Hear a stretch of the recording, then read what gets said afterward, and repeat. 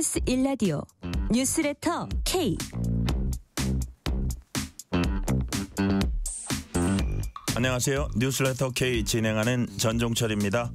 정부와 여당이 법인세율을 24%에서 25%로 인상하는 등의 세제 개편안에 합의한 데 대해서 송원석 국민의힘 원내대표는 2년 전 여야가 합의하에 법인세율을 1%포인트 내렸다면서 기업에 심각한 타격을 줄 수 있다고 비판했습니다. 이에 김병기 민주당 원내대표는 국가재정위기의 세수 파탄 주범은 국민의힘이라면서 조세 정상화를 반기업 정책으로 폄하하고 있다고 반박했습니다. 여야는 노란봉투법, 방송 3법 등 쟁점 법안에 대해서도 입장차를 보이고 있습니다. 민주당 새 당대표를 뽑기 위한 온라인 투표가 오늘부터 8월 2일까지 진행됩니다. 정치 토크 코너에서 주요 정치 현안 자세히 분석합니다. 국민의힘은 오늘부터 전당대회 후보자 등록을 시작했습니다. 인터뷰 코너에선 국민의힘 당대표 도전에 나선 주진우 의원을 전화로 만나봅니다. 김건희 특검은 김건희 여사의 친오빠 처가에서 압수한 고가 목걸이를 모조품으로 보고 바꿔치기 가능성을 염두에 두고 수사를 벌이고 있습니다. 법이 든 성배 코너에서 특검 상황 자세히 짚어봅니다. 뉴스레터 K 지금부터 시작합니다.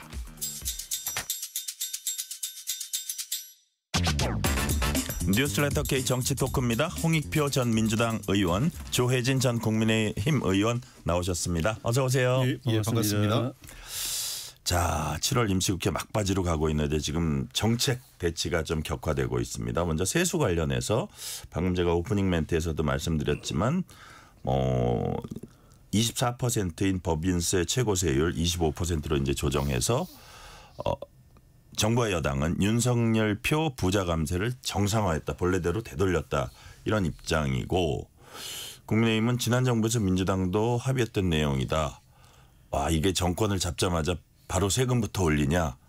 친기업 정책 한다면서 왜 기업 때려잡냐 뭐 이렇게 얘기를 하고 있거든요. 홍익표 의원님 어떻게 보세요? 이 논쟁은. 저는 이 문제는 뭐 이게 부자 감세냐 뭐 그 서민 증세냐 뭐 이런 관점보다는 조세 체계 안정성, 지속 가능한 재정 측면에서 좀 봐줘야 될 것 같아요. 사실은 윤석열 정부에서 원래는 25%였던 걸 23%로 내리고 했던 것을 민주당이 반대해서 24%로 합의가 된 거였거든요. 그 당시에요. 지금 근데 윤석열 정부 지금 집권 동안 1년 차 만에 60조 원 세수 결산이 이루어졌고 2년 차에는 30조. 지금 아직 확정되지 않았지만 금년에도 20, 30조 지금 전망이 되고 있거든요. 지난번에 추경 때 30조 추경했지만 그중에 10조가 결손되는 10조 정도를 메꾸기 위한 추경 예산 편성한 거였거든요. 네네. 그런 걸 감안하면 어쨌든 이렇게 세수 결손이 지속적으로 이루어지는 것은 어떻게든 막아야 됩니다. 그러면은 우선은 세금을 낼 수 있을 만한 사람들로부터 세금을 걷어야 된다. 이게 감세의 첫 원칙이에요. 그러니까 뭐 제가 다른 사람보다 레리 서머스라고 클린턴 정부 때 재무장관이 지금 하버드 경제학 교수였는데 그분이 그 얘기를 했어요. 감세를 하기엔 먼저 세수 기반을 확보한 이후에 감세를 해야 된다. 이렇게 얘기를 하는데 그 세수 기반 확보 없이 감세부터 한 거였죠. 그다음에 두 번째, 법인세율이 높으냐 낮으냐에 대해서는 상당한 이견이 있습니다. 왜냐하면 국민의힘과 민주당이 서로 다른 얘기지만 다른 얘기 같지만 같은 얘기를 하고 있는 게 민주당은 법인세율이 낮다고 얘기하는 거는 실효세율을 기준으로 해요. 실효세율은 우리가 OECD 평균이 한 20%쯤 되는데 우리가 18점 몇 프로, 19% 조금 안 돼요. 최근에 어떻게 적었는데 제가 아는 통계까지는 그렇습니다. 네네.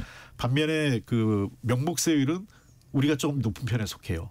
일본이 우리보다 조금 비슷하고 이렇게 나머지 나라 우리보다 좀 낮게 돼 있기 때문에 그런 걸 감안하면 명목세율을 기준으로 볼 거냐 실효세율을 볼 거냐 이런 건데 저는 민주당이 명목세율도 올리는 것도 필요하지만 필요에 따라서는 감면제도 있지 않습니까? 세수 감면제도나 투자세 이런 감세되어 있는 것도 조정할 필요가 있다고 봅니다. 네. 자, 조혜진 의원님. 예. 홍익표 의원님 말씀이 이제 세수의 안정적인 확보 이런 차원에서 이 문제를 들여다봐야지 뭐 기업을 때려잡니 이거보다는 그 측면을 더 중시해서 봐야 되지 않냐 이런 취지로 말씀하셨거든요. 어떻게 보세요? 예, 그거는 옳은 말씀이고 근데 그런 비판을 받는 것이 민주당이 집권하는 방식이 그렇게 비판을 초래한 측면이 있거든요. 세금을 그 세율을 올리든 낮추든 간에 그 목적은 접근 방식은 실용적이고 실사주의 구시적이 돼야 됩니다. 경제적 논리 또 효율의 논리로 가야 되는 거지 정치적 논리로 가면 안 됩니다.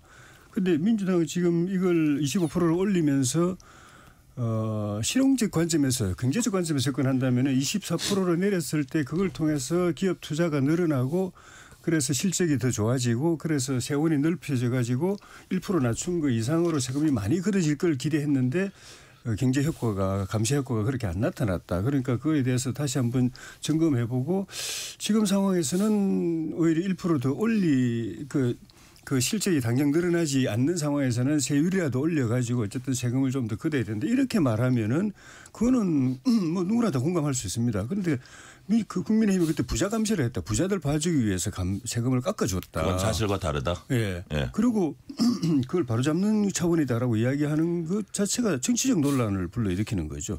그럼 뭐 어쨌든 간에 민주당이 그때 합의해서 처리한 거거든요. 네네. 그럼 뭐 부자 감시에서 민주당도 부자 그 세금 깎아주는 거 동의해 줬다는 것밖에 안 되기 때문에 그런 식의 접근이 결국은 세율을 올려야 될 필요도 있을 때도 있고 낮춰야 될 필요도 있을 수도 있는데 그때 경제 상황 또는 실용적 관점에서 접근해야 되는 걸 이게 정치적으로 접근하면 1% 올리는 그 결과가 우리가 모두 기대하는 거는 결국 이제 세원이 더 넓어지고 실적이 좋아지고 또 세율도 올라가 가지고 세수가 더 확충되기를 기대하는데 그런 효과를 가져올 수 있을까 의문을 갖게 만드는 것이 접근 방식 자체가 잘못됐다. 네. 그런 생각인 거죠. 이 부분은 어떻게 보세요? 그러니까 이재명 대통령이 최근에 이제 뭐 기업 총수들 만나서 기업하기 좋은 환경 만들겠다, 규제 완화하겠다 했고 오늘 비상경제점검 TF회에서도 기업 활동 위축시키는 규제라든지 배임죄 남용이라든지 이런 것 좀 제도적 개선 필요하지 않냐 이런 얘기들 했는데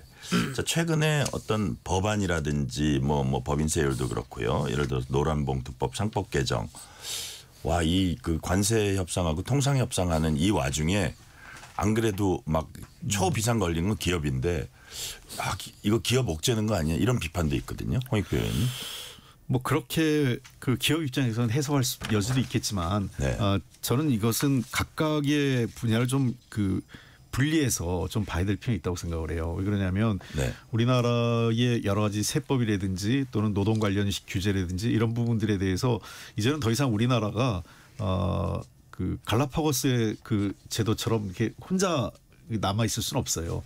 국제적 글로벌 스탠다드로 갈 수밖에 없죠. 그런 측면에서 그 노동시장의 유연성과 함께 그 노동자의 권리가 강화되면서 노동시장의 유연성도 우리가 그 보완을 해야 되는 거고요. 노동개혁을 해야 되는 거죠. 그런 측면에서.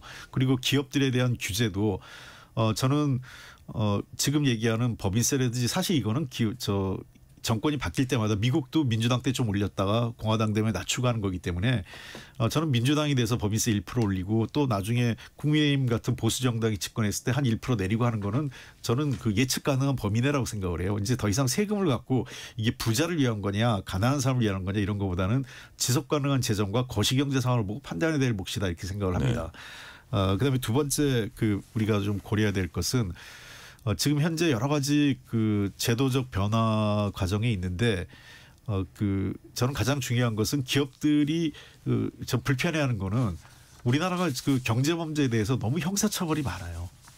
그래서 저는 규제 완화 차원에서 경제 범죄에 대해서는 경제적 처벌은 좀 강화하되 형사처벌은 최소화할 필요가 있다 이렇게 보입니다. 그러니까 예컨대 징벌적 손배나 이런 건 도입하면서 어떤 기업주들에 대해서 형사처벌을 좀 완화하는. 그러니까 대통령도 그 얘기를 하신 거 아니에요. 배임죄 이런 거 좀 남용하지 말자 이런 얘기고 예컨대 우리나라 같은 경우 주 52시간 있잖아요. 전 세계에서 우리나라가 유일하게 주 50시간 위반에 대해서 형사처벌돼 있어요. 다른 나라는 전부 다 벌금형입니다. 그러니까 경제적 어떤 벌금이나 인센티브를 강화해서 기업 입장에서는 이렇게 하느니 규정을 지키자. 훨씬 더 손에 그게 남는 거다. 예, 그렇게 만드는 게 전 바람직하다고 봅니다. 네. 자, 아까 이제 홍익표 의원님이 좀 이게 노동 이런 부분도 글로벌 스탠다드에 쫓아가자. 우리가 갈라파고스 아니지 않느냐 말씀하셨는데 노란봉투법 이런 법들이 글로벌 스탠다드에 부합되는 내용인가요? 훨씬 더 노동 권력을 강화시키는 거죠. 글로벌 스탠드는 저는 옳다고 생각하는데 문제는 기업들에게만 그걸 요구하고 노동에서는 그걸 요구하지 않는다는 게 문제인 거죠. 글로벌 스탠드에 어디에 노조가 이렇게 양극화되어 있는 기존 노조가 있고 그리고 이런 착취 구조가 그대로 온전되고 대기업 노조가 정치 노조고 이념 노조고 정치적 행동을 이념적 행동을 이제 공개적으로 하고 이런 기업 개선진국의 노조가 이런 데는 저는 없는 걸로 알고 있습니다. 그런데 기업들한테 글로벌 스탠다드를 요구하려면은 노조도 그에 맞게 탈이념, 탈정치하고 근로자의 권익 보호한다는 원래 취지에 맞게 행동하는 걸 요구해야 되는데 지금 그건 전혀 안 하고 결과적으로 지금 우리 경제 체제는 자본주의 시장 경제 기업 중심의 이런 경영 체제인데 네. 지금 민주당이 계속 주장하고 또 이제 추진하고 있는 방향대로 하면은 경제 주도권이 기업 위에서 노조로 지금 옮겨갈 판이에요. 네. 그런 측면에서 이게 문제가 있고 이재명 대통령의 문제점은 말 따로 행동 따로인 거예요. 이 말은 100% 맞은 말이죠. 기업 규제 좀 완화해야 된다. 배임제도 좀 완화해야 된다. 말은 맞은데 행동은 지금 그러면서 기업들이 제발 좀 그건 좀 하지 말아달라고 하는 걸 갖다가 노란봉투법 더 센 노란봉투법을 지금 내일 모레 통과시키겠다는 그것도 대통령이 빨리 좀 했으면 좋겠다고 이야기를 하고 나머지 상법도 그렇고 기존의 중대재해처벌법도 더 강화하는 방향으로 지금 추진하고 있죠. 그러니까 있는 것도 더 완화해야 될 판에 자기 말대로 하면은 행동 거꾸로 하니까 기업들은 미칠 지경인 거죠. 차라리 말이나 그렇게 하지 말았으면 애착 가능성이라도 있는데 배임죄 같은 경우에도 배임죄를 더 완화해야 된다고 그러면서 실제 행동은 상법 개정을 통해 가지고 더 배임의 대상을 더 넓혔지 않습니까? 그전에는 회사를 대상으로만 배임죄 책임을 지면 되는데 배임죄는 법 자체를 없애야 되는 이 죄 자체를 없애야 된다는 논의가 있는 상황에서 배임죄 범위를 더 넓히는 상법 개정을 추진하면서 네. 말은 그렇게 하니까 기업들은 제가 기업하더라도 지금 미칠 것 같아요. 네. 네. 자, 여당의 쟁점 입법 강행에 대해서 국민의힘 입장은 어떤 입장을 갖고 있는지 송원석 국민의힘 원내대표 얘기 들어보시겠습니다. 문제가 있다고 전문가들과 관계기관에서 또 단체들에서 요구하는 부분에 대해서는 좀 조정을 해서 합의 처리하는 방향으로 하자라고 얘기를 전달은 했었습니다. 하지만 더불어민주당에서 긍정적인 아직 답변을 듣지는 못했고요. 그래서 아마도 8월 4일 날 방송 3법을 비롯한 문제 있는 쟁점 법안들이 본회의에 그대로 상정되지 않을까 지금 예상을 하고 있고 거기에 대해서 소수 야당으로서 협상을 하지만 협상이 안 될 경우에 할 수 있는 유일한 방법은 필리버스터를 하는 방법밖에 없는 상황이기 때문에 우리 국민의힘에서는 만약에 이 쟁점 법안들이 상정이 되면 법안 하나하나에 대해서 무제한 토론을 계속 이어갈 그런 생각으로 있습니다. 자, 홍익표 의원님 뭐 이런 입장인 것 같아요. 야당이 대안은 없이 우리가 좀 바꾸려는 법안에 대해서 무조건 반대만 한다. 대안이 뭐냐 도대체 너희들의 안이 이거고 야당은 충분히 우리는 논의할 태세가 돼 있는데 아예 야당을 파트너로 인정 안 하고 그냥 서두른다. 뭐 이렇게 좀 말이 갈라지거든요. 그래서 지금 홍 의원님 보시기에는 좀 약간 협상의 여지가 있다고 보세요? 아니면 지금 내용대로 그냥 간다고 보세요? 현 시점에서는 협상의 여지가 높지 않아 보여요. 그죠? 그러니까 예. 국회 상황이 워낙 여야가 대치 국면이 세고 그다음에 특히 이거와 별개로 지금 소위 3특검이 움직이면서 예. 여야 간의 좀 정치적 대치가 더 높아지잖아요. 그러니까 협상의 여지가 좀 줄어드는 게 있고 거기다가 또 당대표 선거 여기서 또 강성 이미지 얘기들이 많이 나오고 뭐 서로 양강이죠. 저 강강이 이제 국민의힘도 그렇고 민주당도 그렇고 저는 송원석 이 와중에 송원석 대표가 할 수 있는 카드는 저는 제가 송원석 대표라면 그렇게 하겠어요. 일단은 협상의 데드라인을 정하겠어요. 우리가 언제까지 협상안을 내겠다. 그리고 대안을 갖고 한번 논의를 해보자. 근데 그 시간까지 우리가 제대로 된 협상안을 내놓지 못한다면 그건 뭐 민주당이 처리하는 것에 어쩔 수 없겠다 이렇게 해줘야 되는데 지금 송원석 대표나 지금 국민의힘이 지금까지 보였던 태도를 보면 민주당 입장에서는 그럴 거예요. 대안을 내놓지 않고 계속 협의하자고 하고 시간만 끌려고 한다. 이렇게 보이기 때문에 네. 일정하게 협상의 시한을 정해놓고 그때까지 논의해보고 안 되면 민주당 안을 처리하는 것을 반대하지 막지 않겠다. 이렇게 해서 그 최소한의 약간의 시간을 벌어서 협상을 하는 것이 마지막 카드가 아닐까 생각해요. 예. 자, 이 부분은 어떠세요? 지금 홍익표 의원님이 말씀하시는 거하고 좀 비슷한 건데 뭐 예를 들어 쟁점 법안이 뭐 서너 개 있다고 치면 무슨 뭐 상법 개정안도 있고 노란봉투법도 있고 방송 3법도 있고 등등 있잖아요. 그럼 어차피 그냥 이대로 가만히 있으면 필리버스터 하루 이틀 한다고 해도 사실 별 의미 없는 거고 실제적으로. 그렇다면 그냥 여당 뜻대로 다 가는 건데 그 법 중에 하나 정도라도 자 그러면 이거는 이거 하나는 이렇게 하자는 약간 선택적으로 할 필요가 있지 않을까요? 지나고 나면 안 그러면 그냥 다 여당 뜻대로 통과가 돼 버리는데. 그게 이제 상법 개정안을 처음에는 국민의힘이 이제 계속 전체를 반대했다가 일부 찬성하면서 합의 처리될 쪽으로 가는가 했더니 민주당에서 더 세게 나오고 국민의힘이 동의할 수 없는 법안을 또 더 내놓으니까 결국 이제 결과적으로는 일방 처리로 지금 가버린 상황이 돼버렸거든요.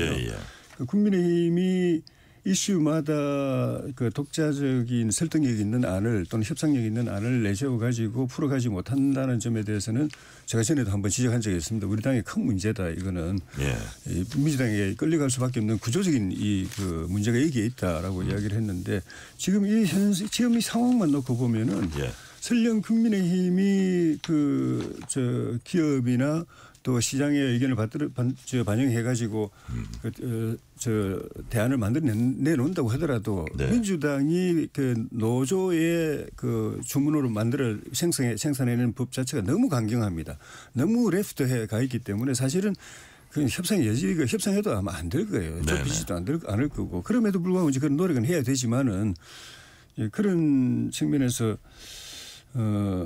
국민의힘이 할 수 있는 일은 뭐 아무 역할 효과도 없지만은 필리버스터 해봐야 뭐 민주당이 또 회기 쪼개기 해가지고 딱 중간에 다 무력화시키고 바로바로 그 다음날 또 통과시키고 이렇게 할 거기 때문에 큰 의미는 없지만 지금 상황은 워낙 민주당이 국민의힘의 어떤 대표성 또 정치적 위상 존재 자체를 인정하지 않고 지금 뭐 나중에 그런 말씀 드릴 기회가 있을지 모르겠습니다만 민주당의 기본 입장은 지금 국민의힘 없애자는 아닙니까? 극단적인 상황까지 가 있는 상황이거든요. 그래서 이 경우에도 국민의힘으로서는 지금 할 수 있는 거는 뭐 스스로 문제도 있지만은 현실적으로는 이 법안은 민주당이 강행 처리하려고 하는 이 법안들은 국민 경제나 국가 경제에 그 심대한 타격을 줄 것이다라는 부분을 우리가 분명하게 선명하게 그건 문제 지적했고 반대한다는 기록을 남기는 거 이외에는 할 수 있는 일이 별로 없는 상황인 것 같습니다. 자 지금 뭐 상법 개정안은 그렇다고 치고 지금 하실 말씀 짧게 한 말씀. 아니 뭐 저는 조혜진 의원님 말씀도 이해는 되는데 국민의힘이 대안을 내는 게 너무 늦어요. 그러니까 반대하다가 거의 막판에 몰려가지고 우리 대안 논의해 이런 식이니까 민주당 입장에서는 시간 끌기로 보이는 거죠. 네.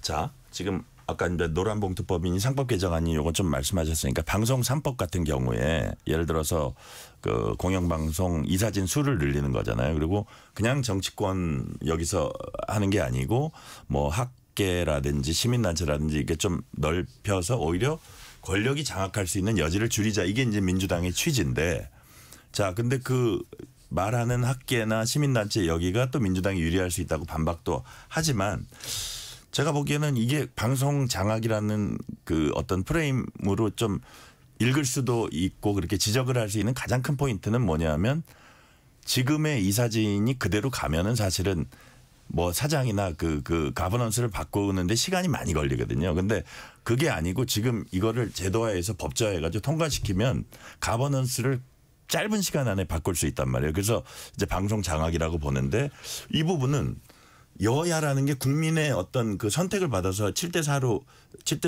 선택받은 사람들의 어떤 구성으로 한 건데 과연 이거보다 더 좋은 방식이냐 이런 부분 좀 지적이 있는 것 같아요. 홍익표 의원님. 그 방송법에 대해서는 저는 그래요. 지금까지 그 여야가 정권이 바뀌면 어떠한 수를 쓰더라도 사장을 바꿨어요. 대표적으로 뭐 KBS 사장, MBC 사장 바꿨잖아요. 그래가지고 나중에 다 법적인 문제 생겨서 이후에는 그 쫓겨난 사장들이라 승소하는 패턴이 반복되었단 말이에요. 그 이명박 정부 때부터 시작된 거 아니에요, 쭉이요. 저는 그 방송법의 내용대로 하면 훨씬 더 어려워요. 그러니까 이제 이재명 정부가 MBC 사장이나 KBS 사장, 소위 공영방송의 사장을 바꾸는데 자기가 원하는 사람을 넣기가 훨씬 힘듭니다. 그리고 그 이재명 정부와 아까 말씀드렸던 언론노조, 민노련 또는 뭐 등등 이 사람들하고 이해관계가 일치하지 않아요. 그러니까 그런 측면에서 훨씬 복잡해지고 다양해지는 겁니다. 거기다가 그분들만 들어가는 게 아니라 언론학회, 방송학회 이게 다 들어오거든요. 그렇다면은 훨씬 더 복잡해집니다. 그래서 일종의 공론화 모델을 사장 추천에 도입하는 거기 때문에 저는 이 제도에 대해서는 제가 아까도 말씀드렸지만 이 방송법에 대해서도 네. 진작 좀 더 그러면은 그 구성을 좀 더 그 균형 잡힌 그 주체를 좀 다양화하고 보수적인 집단도 거기에 단체나 집단도 거기에 들어갈 수 있도록 협의를 했었어야죠. 그러지 않으니까 지금 일방적으로 끌려오는 상태가 되는 거죠. 네. 자, 조혜진 의원님은 어떻게 보세요? 이 사안은. 지금 말씀하신 그대로입니다. 일단 민주당의 목표는 임기가 있는 그 방송사 이사들. 임원진을 네. 지금 사장부터 해서 이제 빨리 조기에 바꾸려고 하는 것이고 바꾸는 방법이 여러 가지가 있는데 그 중에 하나가 지금 이제 법을 바꿔 가지고 하려고 하는 것이고 그리고 이제 장기적으로는 정권이 바뀌든 어쨌든 간에 이 구조 자체는 민주당에게 유리한 방향. 설령 정권 교체가 돼서 보수 정권이 들어선다고 하더라도 이 그 공영방송 선출 그 사장 선출 방식 자체는 민주당이 계속 자기들이 원하는 사장을 앉힐 수 있는 구조를 만들어 놓으려고 하는 거죠. 지금 말씀 있었던 대로 뭐 겉으로 보면은 중립적인 단체 같지만 실제로는 그 홍 의원님 말씀처럼 아주 디테일한 사안에 있어 가지고는 민주당하고 입장 차이가 있을지 모르겠지만은 국민의힘 또는 보수적 국민의힘에 가깝거나 하는 보수적 성향을 가진 그 방송 그 임원은 안 된다. 네. 진보 쪽 또는 좌파 쪽 사람을 앉혀야 된다는 점에 있어 가지고는 민주당이나 그 사람들이나 이해관계가 똑같아요. 큰 틀에 있어가는 아주 디테일한 부분에서는 우리가 추천하는 사람 해달라 뭐 그런 데 있어서는 차이가 있을 수가 있겠지만은 네. 그거를 고착화시키려고 하는 죠. 그러니까 방송사 임원진은 이 법을 통해서 영원히 보수 인사는 그 임명될 수 없게 만들려고 하는데 문제가 있고 거기다가 지금 권력의 힘까지 해가지고 공영방송이 아니라 민영화된 YTN 사장까지 며칠 어젠가 그만뒀잖아요. 민영화된 그 방송사까지 저런 식으로 힘을 행사해가지고 임기가 있는데 중간에 그 쫓아내는 그런 식의 접근 방식으로 해가지고는 이런 그 언론의 공정성, 공영성, 중립성은 영구히 이제는 그 실현할 수 없는 상황 체제를 만드는 거죠. 네. 특검 상황 좀 살펴봅니다. 안철수 의원이 당대표 후보 출마 선언하면서 내란 특검이 자신에게 출석 요구했다는 걸 공개를 했습니다. 근데 뭐 특검을 강력하게 비판을 했어요. 정권 앞잡이가 돼서 야당을 탄압한다 이렇게 주장하고 왜 자기가 계엄에 반대하고 탄핵 찬성했는데 출석 요구는 왜 하냐. 국민의힘 전체를 내란 정당으로 낙인찍으려는 시도다. 자기가 여기에 맞서겠다 했는데 아무래도 당대표 경선에 나온 거하고 좀 관련이 없지는 않는 것 같아요. 이렇게 강력하게 얘기하는 게. 자, 어떻게 보세요? 제가 그 추가 질문은 홍익표 의원님한테 드리고요. 사실 지금 아직 그 국민의힘 전당대회가 시작은 안 했는데 현재까지의 여러 가지 상황을 보면은 네네. 안철수 의원 같은 경우에는 본인이 대통령 선거도 나오고 당대표도 여러 번 하고 했던 그에 비하면은 많이 지금 그만큼 지지가 안 나와 있는 네네. 상황이어서 돌파가 필요해서 이슈 파이팅이 필요해서 그렇게 한 부분도 있다고 보여집니다만은. 근데 그 이 와중에 권성동 의원이 또 비판을 했어요. 거기다 그러니까. 또 응수를 하고. 그래가지고 이게 약간 희화되는 그런 모습도 있는데 이런 모습들이 국민들이 어떻게 볼까요? 이전 투구죠 결국은.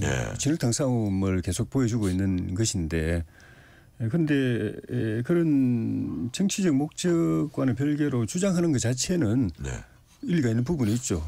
이미 그 윤석열 대통령이 계엄했을 때 그 다음 날부터 민주당은 이거는 그냥 계엄이 위법이다는 걸 넘어서 가지고 내란이다라고 프레임 잡아가지고 그대로 계속 몰아갔고 지금 이제 그런 상황이 됐고 거기서 이제 특검까지도 만들어서 내란 특검이라고 딱 이제 프레임 잡아놓고 지금 시작하고 내란 특검도 그 내란 수사라는 걸 전제로 해가지고 지금 하고 있는 것이고 그러다 보니까 이 그냥 단순 참고인도 그냥 뭐 무슨 피고인 다루듯이 피해자 다루듯이 그렇게 강제 수사하고 그렇게 되는 상황이기 때문에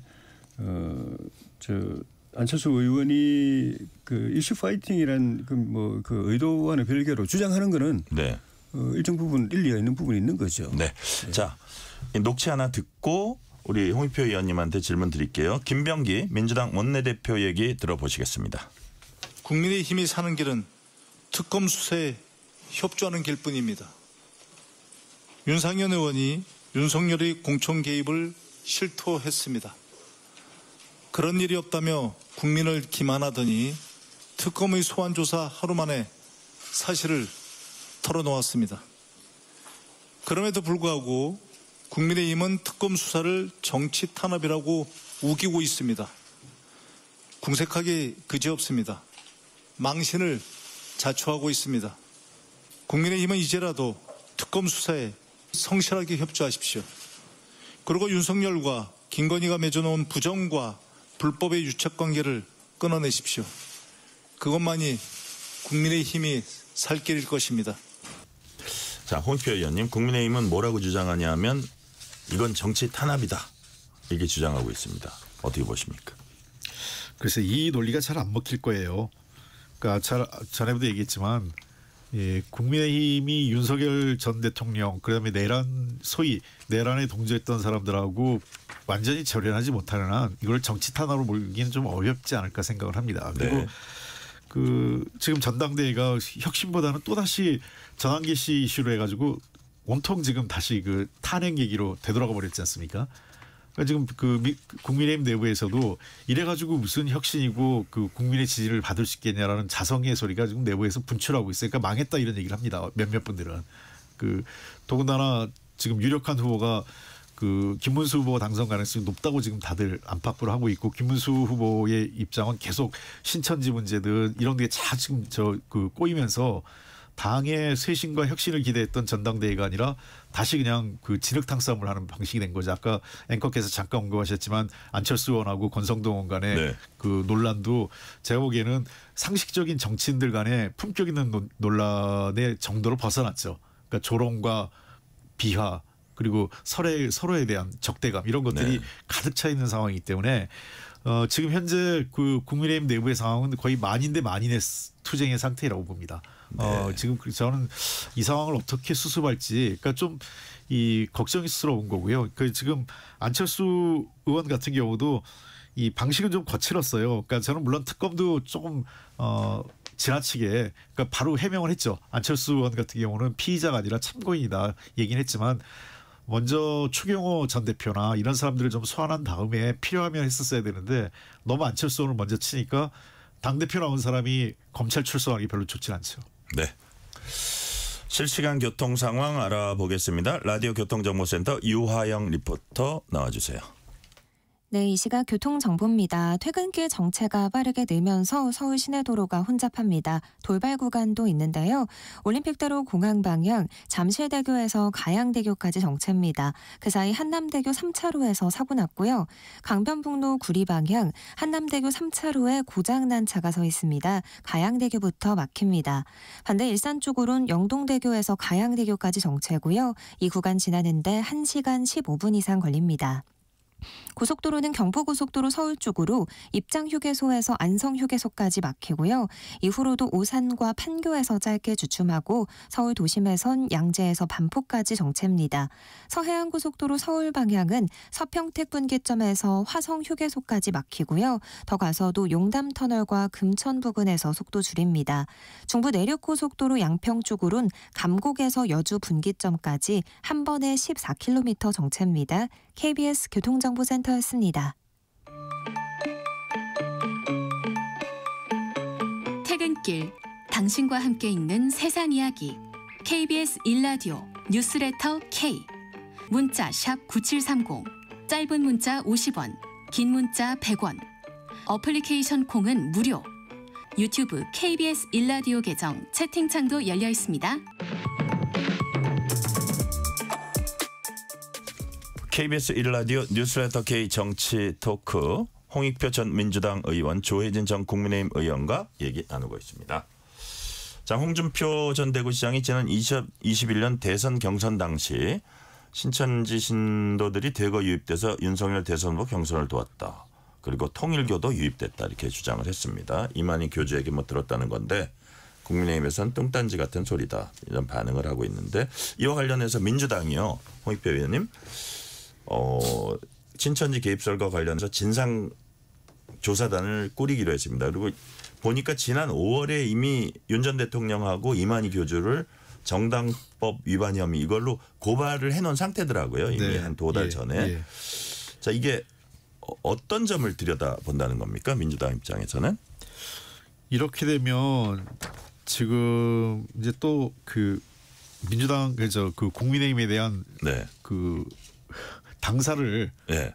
압수수색할 수밖에 없겠죠. 그러니까요. 서버를요. 그렇죠. 예. 그러니까 이 문제는 좀 민감한 문제이긴 하지만 불가피하죠. 왜냐하면 신천지의 조직적 개입이 있느냐 없느냐를 확인하려면 그 방법밖에 없어요. 그러니까 특정 시기에 어떤 당원 수가 급증했거나 네. 또는 그 당원으로 들어온 사람들에 대한 조사를 통해서 그 사람들이 신천지와 관련이 있는지를 좀 확인할 수밖에 없는. 그러니까 지금 일단 일정한 시기를 홍준표 전 시장이 지금 지적을 하고 있지 않습니까? 그 경선 시기, 그러니까 2022년 윤석열 전 대통령과 그 당시 후보죠. 윤석열 후보와 홍준표 후보 간에 당내 경선이 있었을 때 당원 가입으로 들어온 사람들에 대한 조사가 집중적으로 이루어질 수밖에 없습니다. 실제 그 시기에 일반 여론조사에서는 홍준표 후보가 10% 이겼는데 당원 투표에서 그걸 뒤집었거든요. 네. 그걸 감안하면 홍준표 후보가 이만희 그 총재에게 그 얘기를 들었다. 이런 얘기가 지금 나오기 그 교주한테 그 들었다는 얘기가 나오는 상황이다 보니까 네. 이것은 하나는 정당의 공정한 선거 사무를 방해하는 이제 그 업무 방해 혐의가 하나 있고요. 두 번째 이제 정당법 위반 소지도 있죠. 이런 측면에서 수사의 대상은 된다고 생각을 합니다. 그 더군다나 이게 외부의 폭로가 아니라 정당 내부의 폭로로 이루어졌기 때문에 상당한 이 국민의힘 입장으로서는 곤혹스러운 거죠. 예를 들면 고발은 민주당이 했지만 발화점이 된 거는 이번에 홍준표 시장 때문에 발화점이 된 거 아니겠어요. 그러기 때문에 특히 홍 시장은 당사자잖아요. 그 당시에. 그러니까 이거는 수사의 대상이 될 수 있죠. 자, 조혜진 의원님. 예. 이게 이제 책임 당원 명부를 뒤져야 되는 이런 일이거든요. 예. 그러니까 정당 입장에서는 이건 되게 그 민감한 문제고 좀 큰 일입니다. 자, 근데 어쨌든 문제가 제기됐으니까 이거는 실체는 규명해야 된다고 보세요. 어떻게 보세요? 그럼 이제 사법기관이 수사기관이 수사 들어갈 때는 일정한 단서가 있어야 되는 거죠. 그냥 고소 고발이 있었다고 바로 되는 건 아니고. 예. 일단 고발인 조사를 했을 때 이거는 개연성이 있다라고 확인이 되면은 이제 수사에 들어가는 건데 그 정도 수준이면 수사를 할 수밖에 없죠. 근데 그러려면은 우리 국민의힘의 당원 명부뿐만 아니라 그 신천지 교인 명부도 같이 확보해서 대조를 해야 이게 확인이 될 수 있는 거죠. 이제 지난번에 그 코로나 때도 신천지 교인 명부 확보하는 문제 때문에 시끄러웠었는데 네. 실제 그 수사를 통해서 이게 규명이 되려면 그 두 개가 해결이 돼야 되는 것이고 그거는 기본적으로 수사기관들이 기초적인 판단을 할 겁니다. 이건 그냥 근거 없이 하는 이야기 뭐 이만희 교주든 홍준표 전 시장이든 그냥 그 근거 없이 하는 이야기 같으면 수사 착수 안 할 거고 왜냐하면 그냥 민주당에서 고발했다고 수사 착수했다고 아무것도 안 나오면은 그거는 그냥 그 정치 탄압밖에 안 되는 것이기 때문에 그런데 기초 조사를 해가지고 이거는 개연성이 있다, 신빙성이 있다 하면은 그건 수사를 해서 네. 명확하게 사실관계를 확인하는 게 필요하죠. 네. 그 종교단체가 들어와서 특정 종교단체 들어와서 하는 게 그런 뭐 정치활동 차원이 아니라 그 종교적 차원에서 정당에 개입하는 것이고 또 이중당적인 문제도 있을 수가 있는 것이고 네. 또 실제로 저희 지난 총선 때 저희 지역 같은 경우에도 특정 그런 유사 단체에서 자기들 교회에 와서 인사하면 뭐 도와줄 것처럼 이야기하고 그런 접근하는 게 있었기 때문에 개연성이 전혀 없다고 일축할 건 없는데 홍준표 전 시장이 뭐 구체적인 그 근거 없이 그냥 이야기하니까 좀 막연하긴 한데 네. 그래서 기왕 고발이 돼 있으니까 수사기관에서 기초조사를 해가지고 그 수사 여부를 빨리 결정해 줬으면 좋겠습니다. 네. 홍익표 의원님. 저희는 중요한 얘기를 하셨는데요. 당장 제가 보기에도 국민의힘에 대한 압수수색보다는 신천지에 대한 압수수색이 선행돼야 될 거예요. 그러니까 즉 이만희 교주를 포함해서 신천지 그 교단의 주요 핵심 인사들, 그러니까 이 사람들에 대한 뭐 핸드폰을 뭐 본다든지 뭐 여러 가지 통신 기록이나 또는 관련 자료들을 확보해서 네. 말씀하신 대로 그 교인 명부 그리고 그걸 나중에 국민의힘 당원당 그 명부와 확인해야 될 필요성이 있고 두 번째는 네. 실제로 이만희 교주나 그런 핵심 관계자들이 다 그 교인들에게 이러한 지시, 그러니까 이 대규모로 국민의힘의 당원 가입을 독려했거나 또는 특정 후보를 지지하라는 문자 메시지나 또는 그런 어떤 지시를 내렸거나 그런 그 모임을 가졌거나 이런 것들에 대해서 네. 증거 자료를 확보해야 국민의힘을 압수수색할 수 있는 명분을 찾을 수 있겠죠. 네. 자, 국민의힘 전당대회 얘기해 볼게요. 오늘부터 후보 등록 시작했습니다. 근데 전한길 씨가 당대표 선거에 출마한 후보들에게 윤석열 전 대통령과 함께할 것인지 등을 묻는 공개 질의서를 보내겠다고 했습니다. 당대표 후보들 면접 보는 거냐 이런 비판이 많이 나오고 있다고 하는데 어떻게 보세요? 이 상황은. 조희진 의원님. 국민의힘이 창피한 거죠. 이 공당이 집권 몇 달 전까지만 해도 집권 여당이었고 뭐 소수당이라고 하지만 그래도 원내 제1야당이고 107석 국회의원 의석을 가진 당이 얼마나 만만하게 보이고 아무것도 아닌 것처럼 보이면은 이런 사람이 이런 과잉 행동을 거침없이 할 수 있고 문제는 또 그거를 갖다가 이 당의 어른스러운 입장에서 당신이 우리 당 걱정해 주는 거 좋고 우리 당 도와주려고 하는 건 좋은데 그 너무 오버하지 마라. 그건 지나치다. 그리고 주장할 건 옳은 건 우리가 좀 받아들이겠지만 아닌 건 우리는 용이 못한다. 라고 이렇게 정리를 해 줘야 되는데 그런 역할이 전혀 없고 당 대표에 나온다는 분들조차도 오히려 결과를 놓고 보면은 그 사람을 이렇게 띄워주고 키워주는 그 전한길 입장에서 볼 때는 정말 국민의힘이 아무것도 아닌 걸 보일 수밖에 없는 거죠. 내가 그냥 상황 해버릴까?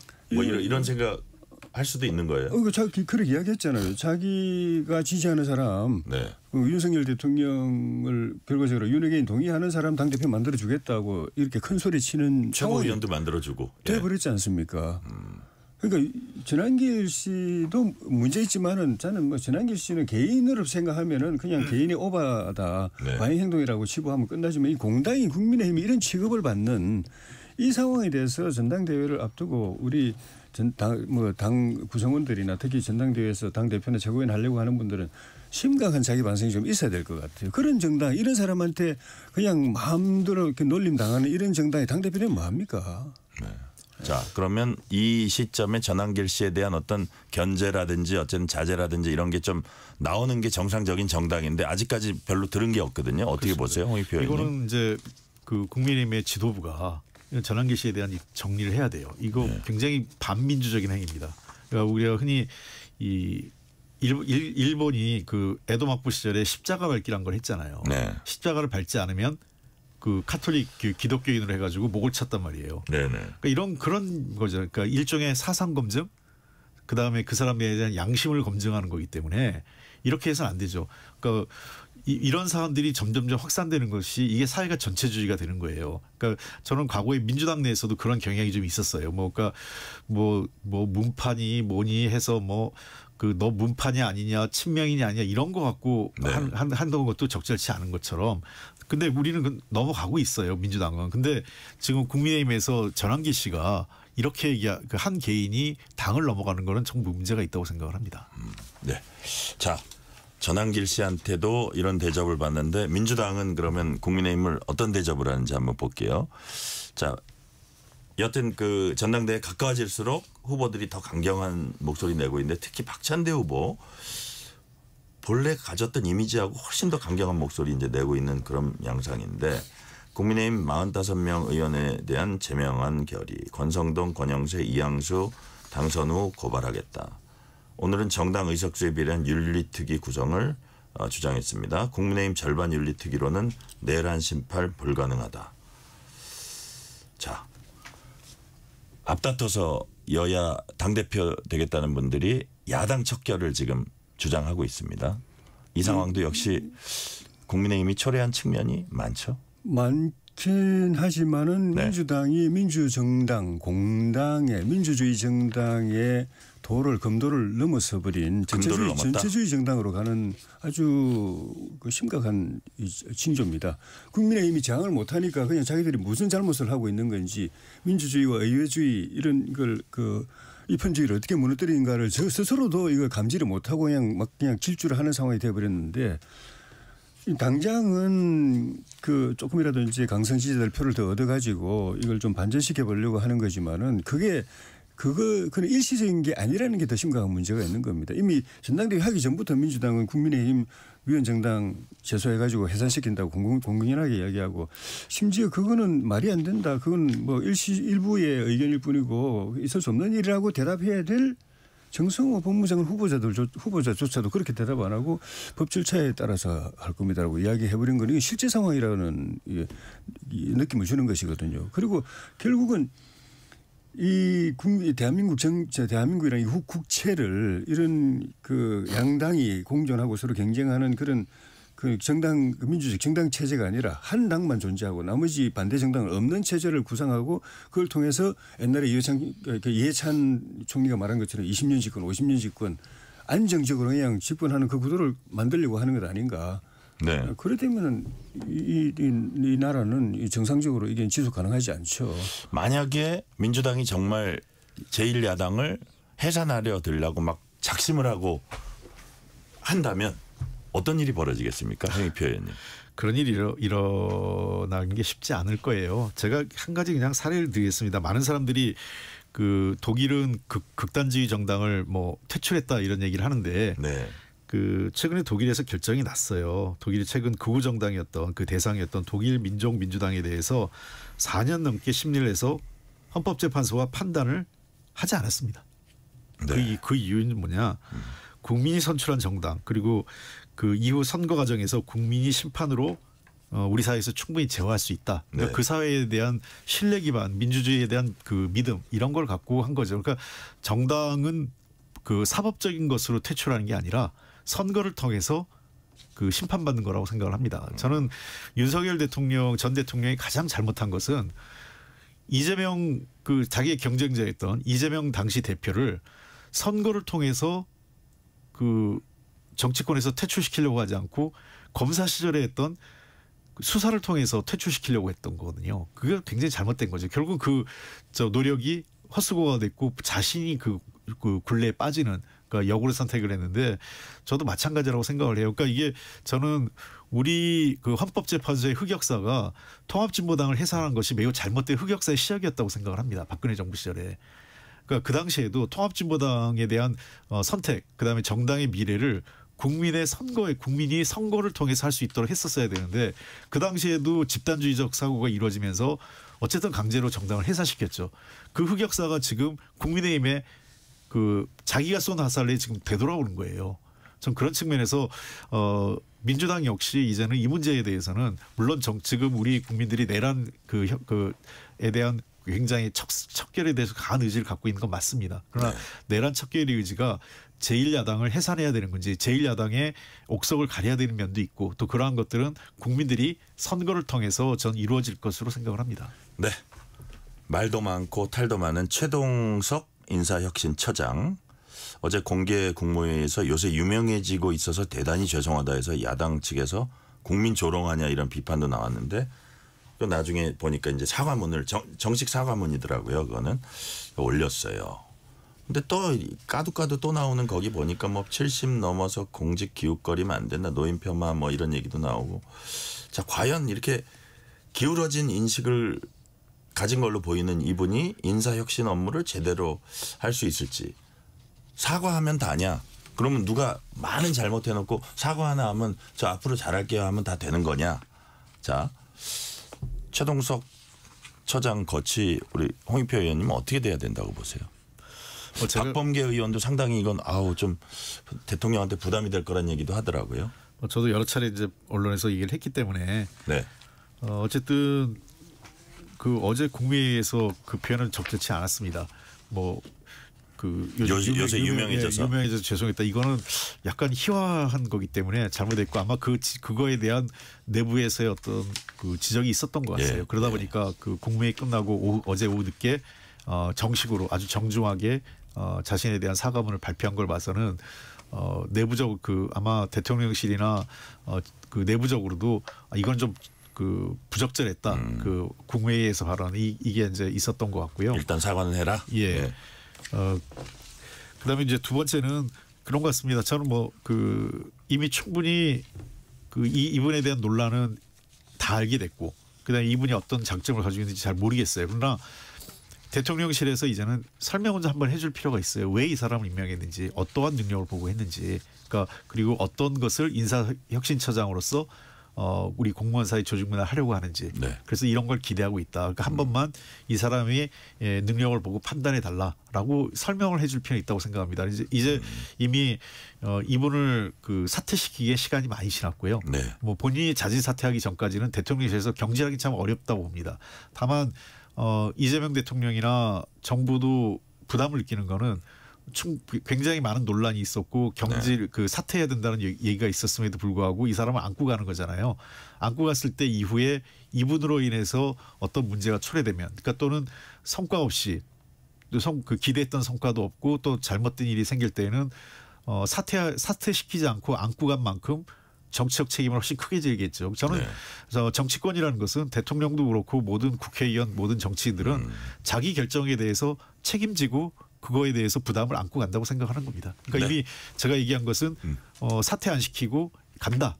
뭐 저는 대통령 인사권을 존중하고 있고요. 그럼 그에 따른 결과에 대한 책임도 나중에 그 어떠한 형태로든 이 정부가 안게 되는 거죠. 네, 조희진 의원님은 어떻게 좀 사퇴를 해야 된다고 보세요? 아니면은 뭐 어쩔 수 없다, 지금은 이제 가는 수밖에 없다고 보세요? 국민 입장에서 보면 당연히 사퇴해야죠. 임명하지 말았어야 될 사람이고 충분히 어떤 사람인지를 봤어야 되고, 뭐 이제 와서 뭐 비서관급의 논문도 보겠다고 이야기하는 걸 갖다 개선책으로 내놓는 거 보면은 아직도 이게 뭐가 문제인지 잘 모르는 것 같고, 국무회의에서 그 사과라고 하는 것도 보면은 안축되는 것이 그냥 아예 그냥 대통령 앞에서 하는 이야기일 거 아닙니까? 그것도 본인이 발언을 자청했어요. 네. 그리고 사과문 올렸다는 것도 그 행간을 곰곰이 읽어보면은 진짜 이렇게 반성하는 마음이 별로 안 느껴져요. 그러니까 그 이제 뭐 결과적으로 놓고 보면은 이제 강선우 의원하고 이제 비슷한 케이스로 가게 되는데 지금까지 기류를 보면은 강선우 의원보다도 더 정권의 상처를 많이 입히지 않을까. 근데 그 사람 탓을 할 수가 없어요. 이 사람은 자기 반성도 모르고 책임질 줄도 모르고 반성이나 자기 성찰이 되는 사람 같으면 진작에 지금 자기 스스로 사표 내야 되거든요. 근데 안 되고 있는 거 보면 이 사람에게는 기대할 게 없고 결국은 대통령이 그걸 경질하는 수밖에 없는데 지금 상황 보면은 뭐 경질 안 하고 계속 버티다가 상처도 입고 여론도 나빠지고 그래서 할 수 없이 더 버틸 수 없는 상황에 대해서 아마 그 사표 받지 않을까. 그렇게 생각합니다. 마지막 질문 드릴게요. 시간 한 2분 정도밖에 안 남았지만 지금 대한민국 최대 현안이 관세 통상 협상입니다.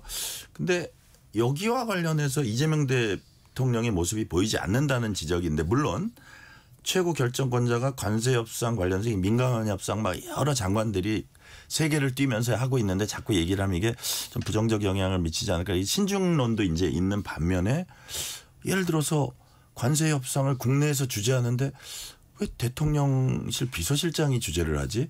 그거는 대통령이 주재해야 되는 거 아닌가 하면서 잘못됐을 때 책임에서 벗어나려고 그러나, 이런 지적도 또 있거든요. 일단 조희진 의원님은 어떻게 보세요? 실력이 없는 거죠. 능력도 없고 대통령에게 딱 대비되는 게 2008년도 금융위기 몰려왔을 때 MB 대통령이 TF 만들어가지고 자기가 차고 앉아가지고 그때 뭐 MB 대통령이 뭐 그 대중 앞에 나와가지고 상황 설명하고 뭐 이랬습니까? 조용히 국민들도 그걸 위기감 느낄까 봐서, 시장이 흔들릴까 봐서 알리지 위기가 쓰나미로 몰려온데도 불구하고 안 알리고 조용히 내관을 제거했지 않습니까? 그러니까 지금 임명한 사람들, 기획상 대표로 가 있는 사람들도 지금 임명된 지 며칠 되지도 않은 사람들이에요. 그런데 그쪽으로부터 지금 만나지도 못하고 짧은 시간 가지고 제대로 협상도 진행도 안 되고. 그리고 그 갔다 온 사람들이나 외통위 민주당 간사 아니면 여기서 되게 강한 발언들이 나오는 걸로 봐서 어떤 협상은 되게 어렵긴 한 것 같아요. 거기다가 만약에 협상된다고 하더라도 최종적으로 트럼프 앞에서 1대1로 해야 되거든요. 나중에는 그 유이도 그랬고 일본도 그랬지 않습니까? 그러면 대통령이 그 사람에게 정권을 주지, 그 자리에서 대통령한테 전화해가지고 뭐 트럼프 이렇게 이야기하는데 어떻게 하고 이럴 수는 없는 거, 그 자리에서 바로 해야 되는데 정권을 주든지 주더라도 또 그 사람이 그 구인철 뭐 부총리가 되든 누구든 간에 그 정권을 가지고 그 자리에서 판단하고 결단할 능력이 돼야 되는데 모든 게 지금 비관적인 상황이에요. 예, 시간이 얼마 안 남았지만 홍익표 의원님. 지금 뭐 대통령이 뭐 책임 안 지려고 한다는 건 과한 얘기고요. 예. 관세 협상에 대해서 최종적인 그 책임은 대통령이 지는 거죠. 그건 우리나라 국정 운영의 총괄 책임자이기 때문에 그렇습니다. 네네. 다만 대통령이 지금 이 시점에서 아직 협상이 마무리되지 않은 상태에서 자꾸 언급을 하는 것은 도리어 협상의 어려움을 초래하고 네. 현장에서 최종적으로 타결되기 직전에 본국에 아무래도 보고를 합니다. 그쪽은 트럼프 대통령한테 보고할 거고 고인철 장관은 그렇죠. 우리 대통령한테 보고를 하겠고요. 그걸 받을지 안 받을지. 그러니까 실무선에서 합의가 이루어지면 가닥이 잡히면 이것을 할지 말지에 대한 최종적인 판단은 대통령이 한다. 그래서 저는 대통령께서 책임을 회피하거나 또는 뭐 이걸 사안을 몰라서 그런 게 아니라 결국은 대통령이 해야 될 시점 그다음에 책임을 져야 될 상황이 되면 그 일을 할 거다 이렇게 생각합니다. 네, 오늘 말씀은 여기까지 듣겠습니다. 홍익표 전 민주당 의원, 조혜진 전 국민의힘 의원이었습니다. 말씀 감사합니다. 예, 고맙습니다. 뉴스레터 K 1부 마치고 2부가 이어집니다.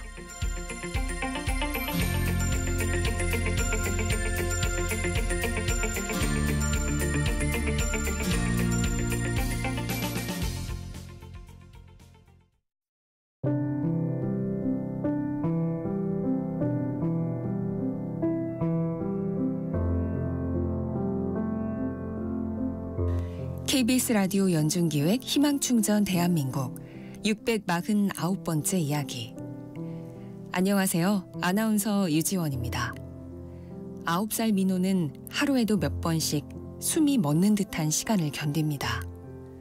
한 달에 160번 이상 예고 없이 찾아오는 발작. 심각한 형태의 소아 발작인 레녹스 가스토 증후군을 앓고 있는 민호는 음식을 삼키기도 어렵고 몸을 가누는 일도 쉽지 않은데요. 그런 민호 곁을 지키는 건 시력을 점점 잃어가는 엄마뿐입니다. 앞은 잘 보이지 않지만 민호의 고통은 누구보다 선명하게 느낄 수 있다는 엄마. 자신보다 민호의 상태가 더 나빠지지 않기만을 기도해보지만 기초수급비만이 전부인 막막한 현실.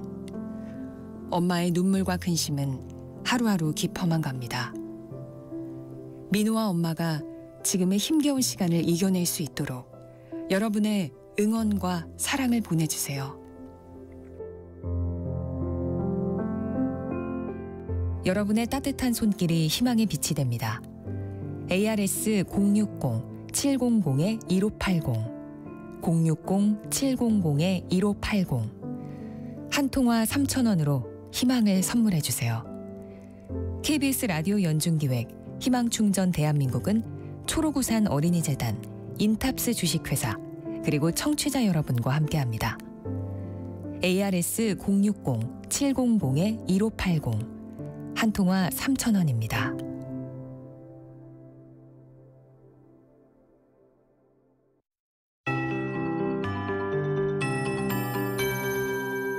KBS 58분 날씨. 전국적인 무더위가 계속되고 있습니다. 현재 전국 대부분 지역에 폭염경보가 발효 중입니다. 이렇게 많은 지역으로 최고 체감온도 32도에서 38도 분포를 보이는 날씨가 당분간 이어지면서 전국 대부분 열대야와 폭염이 밤낮으로 계속 가리지 않고 반복이 되겠습니다. 오존 농도가 오늘 오후 대부분 남부지방이 나쁨 예보가 나와 있습니다. 내일은 오후에 대부분 지역이 나쁘겠고요. 내일도 대부분 자외선 지수도 매우 높아서 햇볕에 직접 노출을 삼가시는 게 좋겠습니다. 수분 섭취도 자주 해주셔야 되겠고요. 내일 전국의 낮 최고 기온 32도에서 38도 분포 예상됩니다. 내일 낮 최고 기온 서울, 대전, 대구가 36도, 세종, 광주 35, 강릉, 제주 33도 등 전국이 내일도 31도에서 37도 분포 를 대부분 보이겠습니다.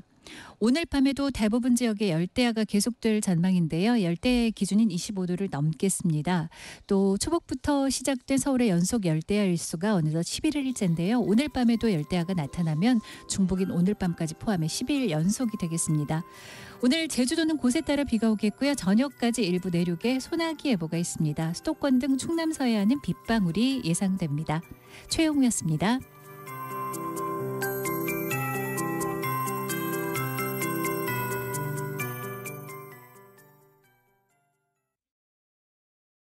정성을 다하는 국민의 방송 KBS가 6시를 알려드립니다. AM 711kHz, FM 97.3MHz, KBS 1라디오입니다. HLKA.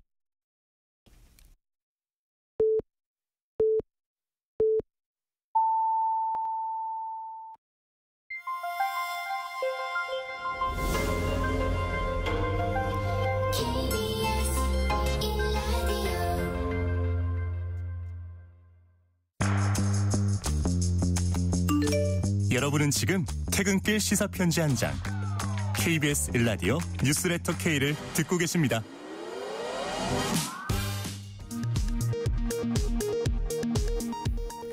이 시각 라디오 정보센터 뉴스입니다. 이재명 대통령이 100조 원 이상 규모의 국민펀드 조성 방안을 마련해 AI를 비롯한 미래 전략 사업에 투자하겠다고 밝혔습니다. 또 과도한 경제 형벌로 기업의 경영 활동이 위축되지 않도록 정부 내 경제 형벌 합리화 TF도 가동하겠다고 말했습니다. 구윤철 경제부총리가 미국 도착 직후 러트닝 미 상무장관을 만나 협상을 가졌습니다. 김동관 한화그룹 부회장, 이재용 삼성전자 회장에 이어 정의선 현대차그룹 회장도 관세 협상 지원을 위해 오늘 미국으로 향했습니다. 더불어민주당이 당정이 공식화한 법인세 최고세율 인상 등을 두고 조세기틀 정상화라고 강조했습니다. 국민의힘은 민주당이 본회의 처리를 예고한 노란봉투법, 방송 3법 등에 대해 필리버스터로 맞서겠다고 예고했습니다. 김건희 특검이 어제에 이어 오늘도 출석 요구에 불응한 윤석열 전 대통령에 대해 체포영장을 청구했습니다. 러시아 동부 캄차카 반도에서 규모 8.8의 초대형 강진이 일어났습니다. 사망자는 보고되지 않았지만 건물 손상과 쓰나미로 인한 침수 피해가 잇따랐습니다. 쓰나미 경보는 일본과 하와이에도 내려졌습니다. 지금까지 라디오 정보센터 뉴스 편유희였습니다. 뉴스의 진수를 보여주는 인터뷰. 뉴 진수. 국민의힘 차기 당대표 경선 후보자 등록이 오늘부터 시작됐습니다. 김문수 전 대선 후보와 안철수, 장동혁, 조경태, 주진우 의원, 양향자, 장성민 전 의원이 출사표를 던진 가운데 새 당대표 선출을 위한 전당대회는 다음 달 22일 열립니다. 지난주 페이스북을 통해서 전격적으로 출마 선언을 한 주진우 의원과 얘기 나눠봅니다. 지금 전화 연결돼 있습니다. 주진우 의원님 안녕하세요. 네, 반갑습니다. 주진우 의원입니다. 네, 많이 바쁘실 텐데 시간 내주셔서 감사드립니다. 네. 자, 당 안팎에서 주진우 의원님 당대표 경선 출마, 깜짝 출마 선언이다 이렇게 부르는 분들이 있습니다. 예상하지 못했던 사람들이 꽤 많다는 건데 당대표 네. 경선 출마 언제부터 고심하셨습니까? 네, 제가 출마 선언을 하기 한 이틀 전에 마음을 먹었는데요. 네네. 그 이유는 지금 우리 야당으로서의 역할도 굉장히 중요하거든요. 네. 대한민국을 위해서 국민의힘이 야당으로서 견제와 대안 제시 능력을 보여줘야 되는데 이번 그 전당대회에 돌아가는 분위기를 보니까 네. 또 찬탄 반탄 이런 논란으로 전당대회가 계속 이어질 것 같아서 그런 우려가 크죠. 네, 네, 제가 그래서 전당대회 프레임도 좀 전환하고 세대도 좀 교체하는 것이 필요하다라고 생각해서 네. 출마를 결심하게 됐습니다. 그래요. 지금 프레임도 좀 전환하고 또 여당 정부 여당을 제대로 견제할 수 있는 시스템을 만들어 놓기 위해서 나오셨다. 이런 취지로 제가 이제 이해가 되는데 네네. 지금 의원님 국민의힘 어떻게 보면 사상 최악의 어려움에 처해 있습니다. 말씀하신 네. 찬탄 반탄 프레임 벗어나지 못하고 있고 혁신은 한 발짝도 내딛지 못하고 있다. 이게 이제 지배적인 평가고요. 네네. 고쳐 쓸 수 있는 수준이 아니라 완전히 집을 헐고 새로 지어야 한다 이런 목소리도 나오는데 네. 주진우 의원님 보시기에 지금 당이 갖고 있는 가장 큰 문제점, 앞으로 나가려고 할 때의 가장 큰 걸림돌 뭐라고 보십니까? 네. 저희가 OECD 국가를 전체를 다 보더라도 일당으로 운영되는 국가는 없지 않습니까? 네네. 그래서 어찌됐든 야당은 야당의 역할을 해야 되는데요. 네. 지금은 당내 계파 갈등이 너무 고조되다 보니까 네. 야당으로서의 견제 기능보다 그 당의 쇄신 방안을 놓고 서로 경쟁하는 것이 일상화가 됐습니다. 예. 물론 당의 쇄신과 개혁도 필요합니다만 쇄신과 개혁이라는 것이 네. 결국 당이 시스템을 잘 만들어서 야당으로서 역할을 잘 하도록 하겠다는 것 아니겠습니까? 그렇죠. 근데 그게 시스템을 어떻게 바꿀지만 가지고도 지금 벌써 대선이 끝나고 몇 개월 동안 그 논란만 계속하고 있기 때문에 저는 당의 시스템을 확실히 개혁하고 빨리 야당으로서 일을 할 수 있는 그런 분위기를 만드는 것이 제일 중요하다라고 생각하고요. 네. 그러기 위해서는 좀 계파 갈등을 확실하게 줄여야 된다고 생각합니다. 계파 갈등 줄이는 게 첫걸음이다. 네. 이거 계파 갈등 줄이지 않으면 어떤 주제가 나오고 어떤 그 논란이 나오든 간에 공방이 나오든 간에 이게 한 걸음도 못 나간다. 그런 취지로 제가 이해가 되는데 근데 이제 요 부분은 어떻게 보세요? 아까 뭐 지금도 찬탄 반탄구도 계속되고 그러면 또 똑같은 지난 대선 경선 때하고 똑같은 모습 국민들 입장에서는 되게 피곤해 하실 것이고 이렇게 이제 보시는 건데 우리 주진우 의원님은 윤석열 전 대통령 검찰 후배이자 참모 출신 의원입니다. 자, 국민의힘이 살아나려면 그 첫 단계로 윤석열 전 대통령과 절연을 더 확실히 해야 한다. 이런 얘기들 많이 하는데 동의하세요? 네. 지금 윤석열 전 대통령은 전직 대통령이지 않습니까? 현재 재판 중이고.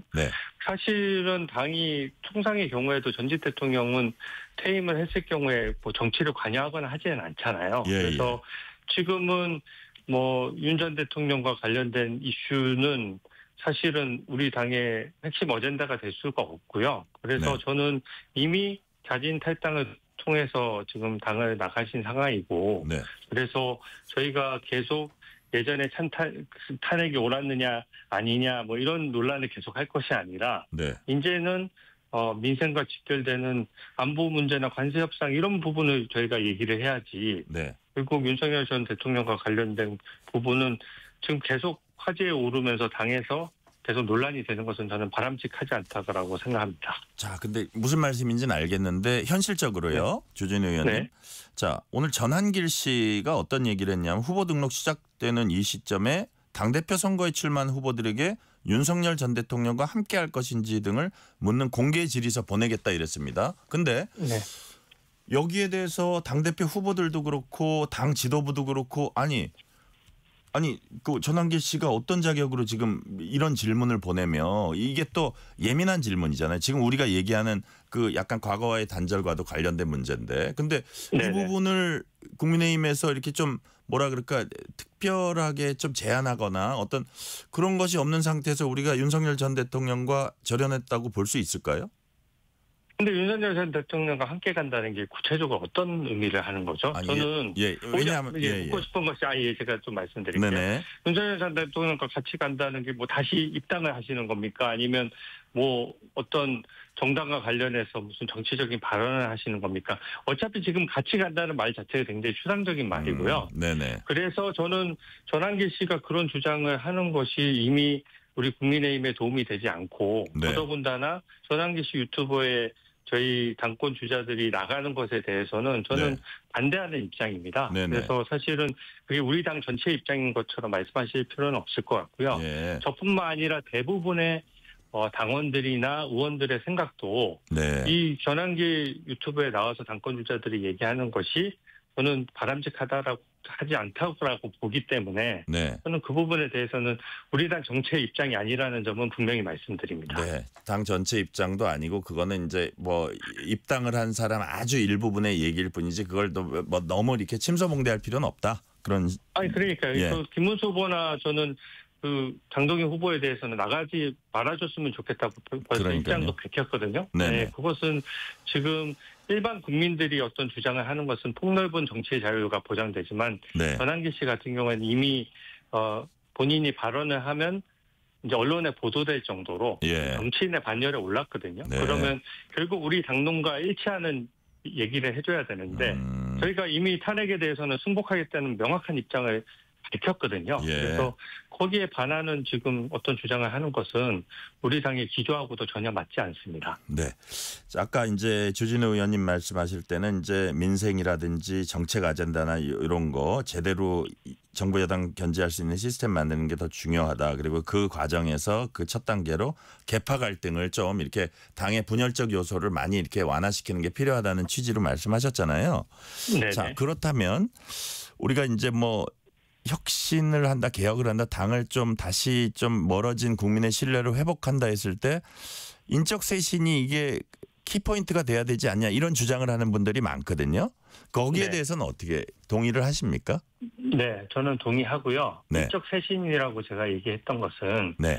주요 당의 얼굴을 다 바꿔야 됩니다. 그래서 네. 제가 초선 의원들 위주로 당을 좀 개편해서 네. 새 얼굴들이 새로운 시각에서 어차피 대선에서 패배했다는 것은 지금 우리 당의 기조나 방향이 국민 눈높이에 모자라다는 냉정한 평가거든요. 네네. 그렇다면 새로운 인물들, 특히 젊은 분들이 많이 나와서 당직을 이끄는 게 필요하고요. 네. 그다음에 나머지 분들에 대해서는 제가 백의종 군을 중진 의원들조차 강력히 요구를 했습니다. 네. 다만 조경태, 안철수 의원처럼 출당을 얘기하는 것은 제가 정치는 현실이지 않습니까? 네. 근데 지금 출당을 하게 되면 당장 개헌저지선이 무너질 수 있고 개헌저지선이 무너지면 결국 민주당이 일방적으로 또 개헌을 할 수 있는 부분이 있거든요. 그래서 네. 어차피 총선은 3년 정도 남았지 않습니까? 네네. 저희 우리 당의 총선과 관련된 공천 시스템이나 의원들에 대한 평가 시스템 이런 것들을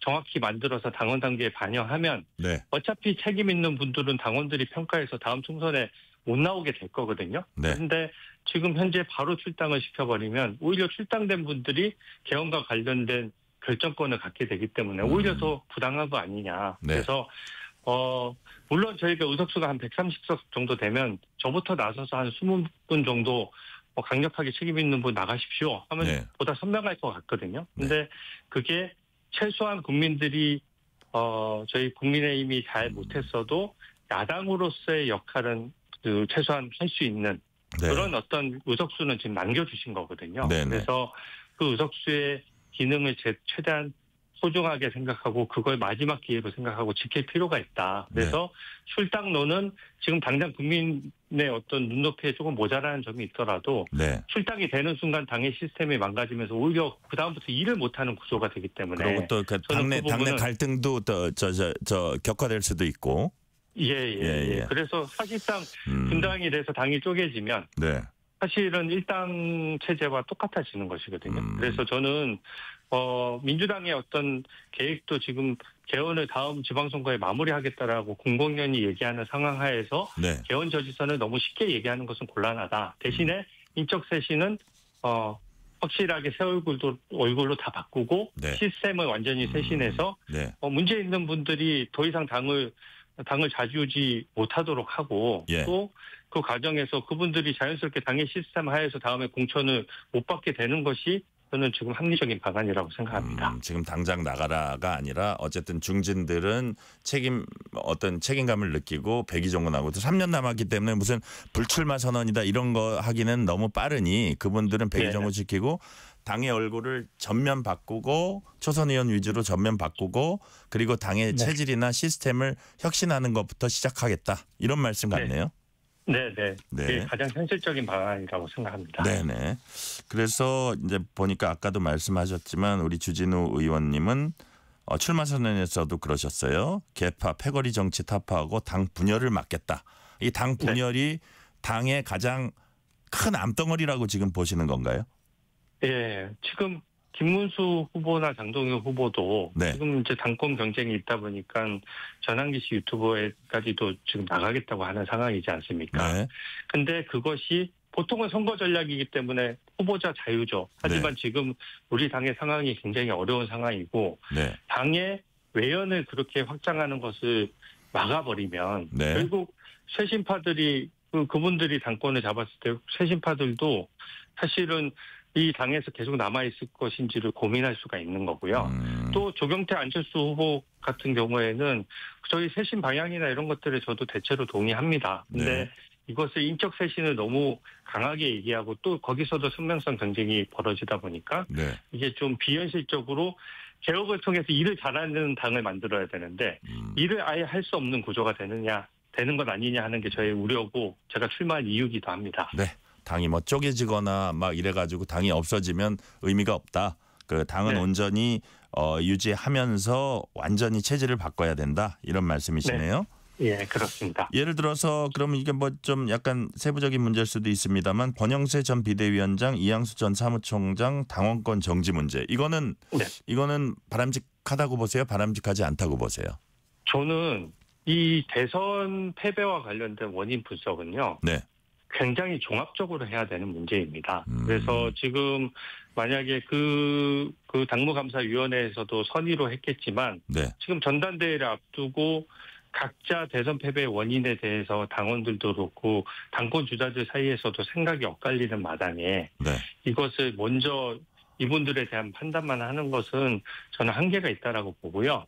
사실 저도 윤리위원회나 이런 데서 어떤 결정이 이루어질지 지금 아무도 예측을 못하는 상황이지 않습니까? 그래서 저는 이 부분에 대해서는 전례도 없고 또 전당대회에서의 어떤 대선 패배의 원인을 어떻게 수습하고 어떻게 바꿔나갈 것이냐 하는 부분과 맞닿아 있기 때문에 저는 이게 차기 지도부의 숙제라고 생각합니다. 네. 자, 후보자 등록 시작은 이제 전대일장 본격적으로 시작되는데 자, 조경태 의원이 이른바 혁신 후보간 단일화 제안했습니다. 이게 나중에 이제 뭐 결선 투표도 있고 그러던데 이 단일화 제안 여기 의미가 있다고 보세요? 저는 제가 뭐 당대표 출마를 하면서 제가 현실감이 없어서 갑자기 저는 당대표 할래요 이렇게 나온 게 아니거든요. 저는 진짜로 지금 다른 후보들의 안들이 경쟁이 격화되고 개파 갈등이 심화되다 보니까 좀 비현실적이라고 보는 것이죠. 그래서 저는 단일화를 하려고 그러면 어느 정도 양극단이 아닌 저와 같이 중간 영역에 있는 영역으로는 와야지 어떻게 논의가 가능하다라고 생각하고요. 지금 조경태 의원님 같은 경우에는 오늘도 인터뷰 나가셔서 우리 국민의힘 의원들의 수준을 이제 학생 수준이라고 또 비하하시면서 그리고 45명을 갑자기 출당하겠다는 안까지 하시는 것은 저는 좀 아무리 선거지만 좀 과도하다는 생각이 좀 들고요. 그런 제안에 동의할 수는 없다. 예.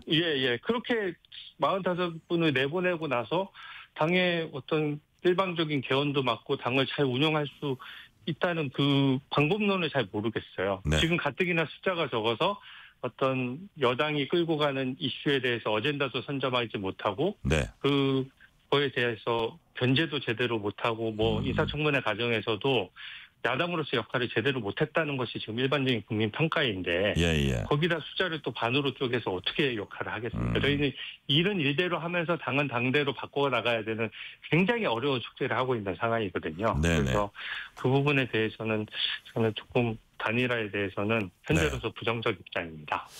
자, 민주당 당대표 경선을 보면 이게 뭐 선명성 경쟁, 강성 경쟁하다 보니까 특히 이제 박찬대 전 원내대표가 요즘 강성 발언을 많이 하는데 아까 45명 얘기하셨지만 체포영장 집행 저지 나선 국민의힘 의원 45명 제명돼야 한다.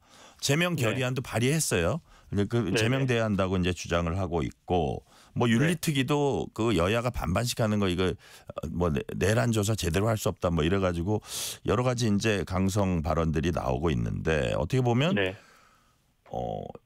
그러니까 집권 여당 대표 당대표 경선에서 주요 후보들이 내쏟는 약속이 제1야당을 때려잡겠다, 척결하겠다. 사실 이런 내용들이 주를 이루고 있거든요. 이 상황은 어떻게 지금 평가하십니까?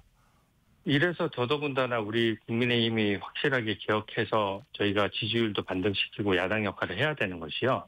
그 말씀은 뒤집어 보면 야당은 우리 대한민국에서 필요 없습니다. 여당 혼자서 운영하겠습니다라는 얘기거든요. 사실은 국민 앞에서는 굉장히 오만한 얘기입니다. 그리고 국민의힘을 지지했던 국민들도 있고 또 지난 이재명 대선에서 이재명 대통령에 대해서 표를 찍지 않으신 분들도 우리 대한민국 국민이기 때문에 오히려 반대하는 국민들의 목소리를 더 듣는 것이 집권 여당으로서의 책임감이지 이게 반대되는 얘기를 하는 당 전체에 대해서 어떤 프레임을 씌워서 아예 그냥 당을 제명해버리겠다. 뭐 네. 가능하지도 않지만 네. 그렇게 했을 경우에 저는 엄청난 국민 역풍이 있을 것이라고 생각하고요. 네. 그런 극단적인 주장들은 당 선거라서 좀 선거 전략으로 그렇게 하시는 것이겠지만 오히려 여야 협치를 막고 국민들에게는 저희 혼자 일당 독재할게요. 이렇게 얘기하는 모습으로 오만한 모습으로 비춰질 것 같습니다. 네. 그리고 좀 연관되는 얘기일 것 같아서요. 민주당은 노란봉투법, 상법 개정안, 방송상법 같은 쟁점 법안들 오늘 8월 4일 날 처리하겠다고 공언을 했습니다. 자, 이런 부분 조금 더 왜 논의를 더 하지 않느냐 이런 얘기했더니 아니 저기 야당에서 대안을 안 내놓는다 이런 얘기들을 이제 여당에서는 합니다. 자, 이 부분은 어떻게 보세요? 근데 지금 여당 입장에서는 사실 허니문 기간이잖아요. 네. 그러니까 허니문 기간엔 통상적으로 첫 정부가 바뀌었으니까 생각했던 대로 좀 일을 해보라고 어떻게 보면 국민들도 판을 깔아주는 거거든요. 그런데 정책에 최소한 일관성은 있어야 됩니다. 지금 관세 협상으로 기업들이 굉장히 힘든데 그 기업들에 대해서 말로는 친기업이라고 하면서 기업들이 우려하는 상법 개정안에 통과된 지 얼마 만에 다시 또 다른 개정안을 내놓고 추가적인 내용. 또 노란봉투법 같은 경우에는 지금 대한민국에 그 투자한 유럽계 기업이 한 400군데 정도 되고 미국 기업들도 막 나와 있는데 그 기업의 대표 집단들이 전부 다 동시에 성명을 냈습니다. 노란봉투법처럼 이 노사관계에 있어서 하청업체까지 협상권을 주는 것에 대해서는 이거는 투자를 위축시키고 외국인들이 심지어 철수할 수밖에 없는 것 아니냐는 우려를 표명했거든요. 그래서 이것은 상법 때도 저희가 최초에는 합의를 했습니다.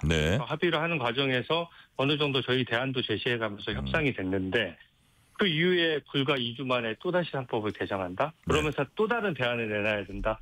그건 좀 너무 무리한 얘기고요.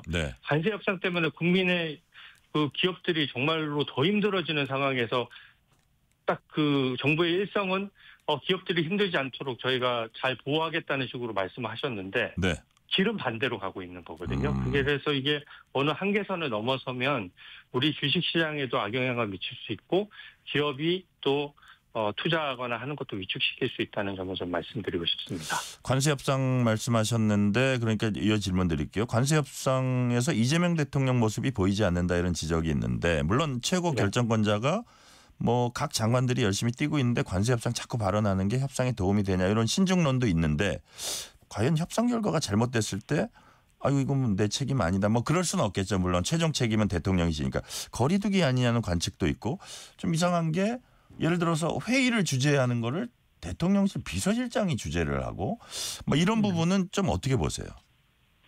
저는 이 대미 관세협상은 지금 뭐 1년, 2년짜리가 아니라 이제 적용되면 계속 이게 기준점이 되는 것이잖아요. 그래서 국익 관점에서 제일 중요한 이슈거든요. 근데 요번에 국무회의를 이제 전체 공개하면서 쭉 그 논의를 했는데 공개된 국무회의에서 대미 관세 협상과 관련된 얘기가 한마디도 안 나왔습니다. 그러니까 국정을 이끄는 국무회의와 또 대통령뿐만 아니라 각 부처의 수장들이 다 모였는데 거기에 대한 논의 자체를 공개를 하지 못한다는 것에 대해서 좀 국민들이 실망하셨을 것 같고요.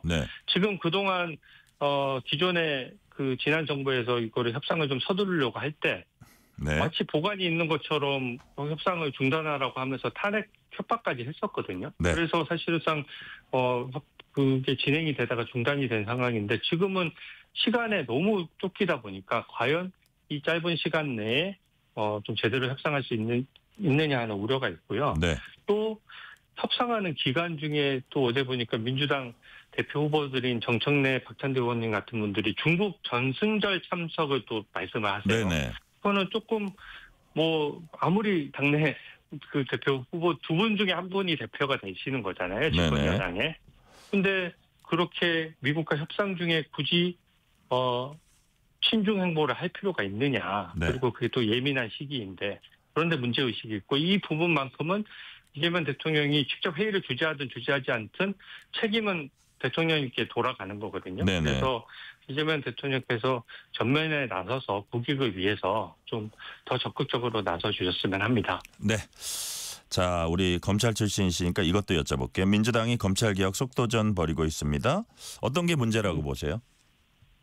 저는 일단 제가 제도 면에서 네. 제도가 너무 복잡해집니다. 네. 검찰에 있던 기존 수사권들은 전부 다 없애버리고 그 기능을 또 중수청이라는 걸 새로 만들어서 새로 건물 사고 새로 간판 달고 새로 사람 뽑고 또 거기다가 여러 기관들끼리 복잡하게 얽히니까 네. 국가수사위원회를 만들어서 또 그걸 조정하겠다라고 하는데 일반 국민 관점에서 보면 네.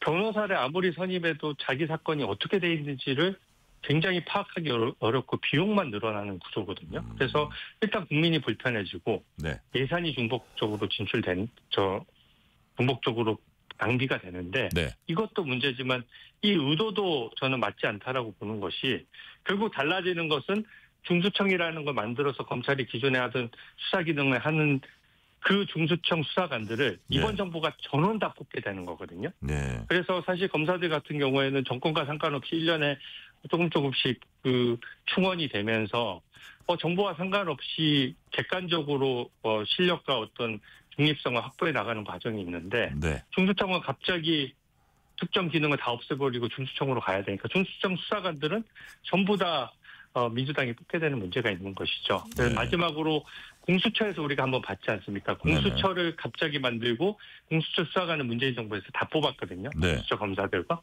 그런 다음에 5년이 지났어요. 네. 근데 민주당 관련 수사가 몇 건인지 아십니까? 0건입니다. 네, 0건이에요.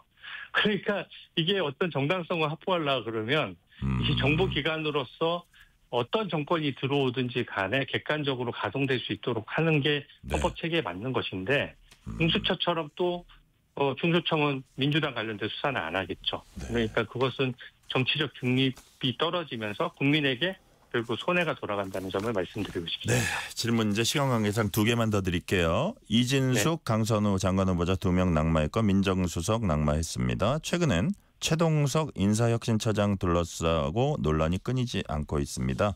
자, 이재명 정부 초기 인사 어떻게 평가하세요? 네, 저는 인사검증 시스템에 대해서 굉장히 우려를 하고 있습니다. 네. 정권 초에는 원래 인사검증을 하는 분들보다 인사를 하시는 분들의 권한이 더 커지거든요. 그러니까 지금 인사를 담당하는 분들은 이재명 대통령과 성남시장 시절부터 같이 호흡을 같이 했던 분들이기 때문에 다 아는 분들을 쓰고 싶으시겠죠. 그런데 인사검증은 그것과 상관없이 친한 사람을 쓰려고 해도 문제 있으면 문제 있는 걸 딱딱 보고를 해야 되는데 저는 이진석 교육부총리 후보자가 논문이 16건씩 누구나 쉽게 찾을 수 있을 정도의 표절이 있었는데 그게 걸러지지 않고 버젓이 임명되는 것들이 저는 아예 인사검증 기능이 제대로 대통령한테 모든 게 문제점이 보고되고 있는 거 맞냐. 인사권자는 일단 문제점을 다 보고받은 상태에서 그럼에도 불구하고 인사를 강행할 것이냐 말 것이냐를 결정하는 것이거든요. 그래서 저는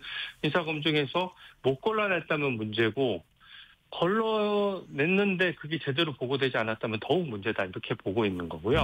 이건 정권 초에는 지지율이 높을 때는 잘 안 보입니다. 근데 계속해서 인사 전횡이 계속 반복될 수가 있고 최동석 후보자 같은 경우에도 사실 너무나 많은 그 부설에도 올랐지만 그 내용이나 이런 것들이 공무원의 인사를 총괄하기에는 너무 그 언행이나 이런 것들이 좀 국민 눈높이에 안 맞아요. 그러면 통상 같으면은 이것이 빨리 보고가 돼서 빨리 조치가 이루어질 텐데 더더군다나 이재명 대통령에 대해서는 가부성 발언을 하면서 뭐 좀 낯간지러울 정도로 하늘이 내린 분이다. 뭐 개헌을 해서라도 15년, 20년 집권을 하셔야 된다. 이런 말씀을 올해 5월까지 하신 분이거든요. 그런데 이런 분을 계속 두는 것은 국정 동력을 떨어뜨릴 수 있다. 그런 말씀을 드립니다. 자, 시간은 거의 다 됐지만 마지막 질문 드릴게요. 국민의힘이 외연 확장하고 국민 지지 회복하기 위해서 주진우 의원님이 당권주자로서 어떤 비전 가치를 내놓을지 다시 말해서 주진우 의원님이 꼭 당대표가 돼야 하는 이유 무엇입니까? 저는 야당이 지금 모든 사안에 대해서 반대를 하면 이제 국정의 발목을 잡는 걸로 보여질 수 있고 진짜 반대를 할 때 국민들께서 왜 반대하는지 잘 안 봐주실 수 있거든요. 그래서 저는 국정을 위해서 국민을 위해서 확실하게 도와줄 것은 도와주고 대신에 반대하는 것에 대해서는 네.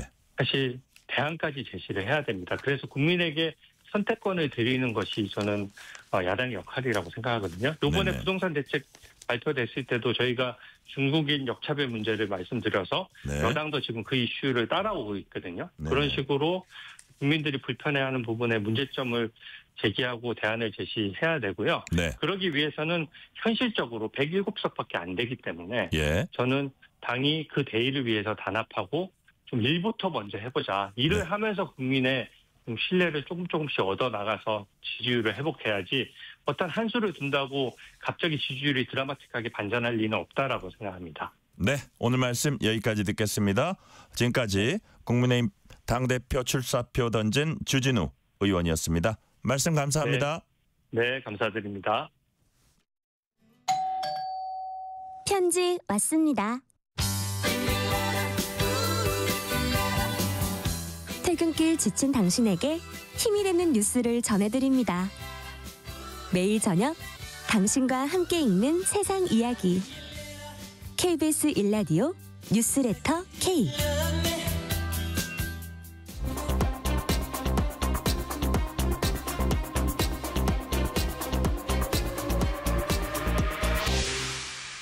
이번 주 가장 뜨거운 국제 뉴스, 화제 소식을 골라서 전해드리는 키워드로 본 지구촌입니다. 오늘도 조윤주 외신캐스터 함께하겠습니다. 조윤주 캐스터님 어서 오세요. 네, 안녕하세요.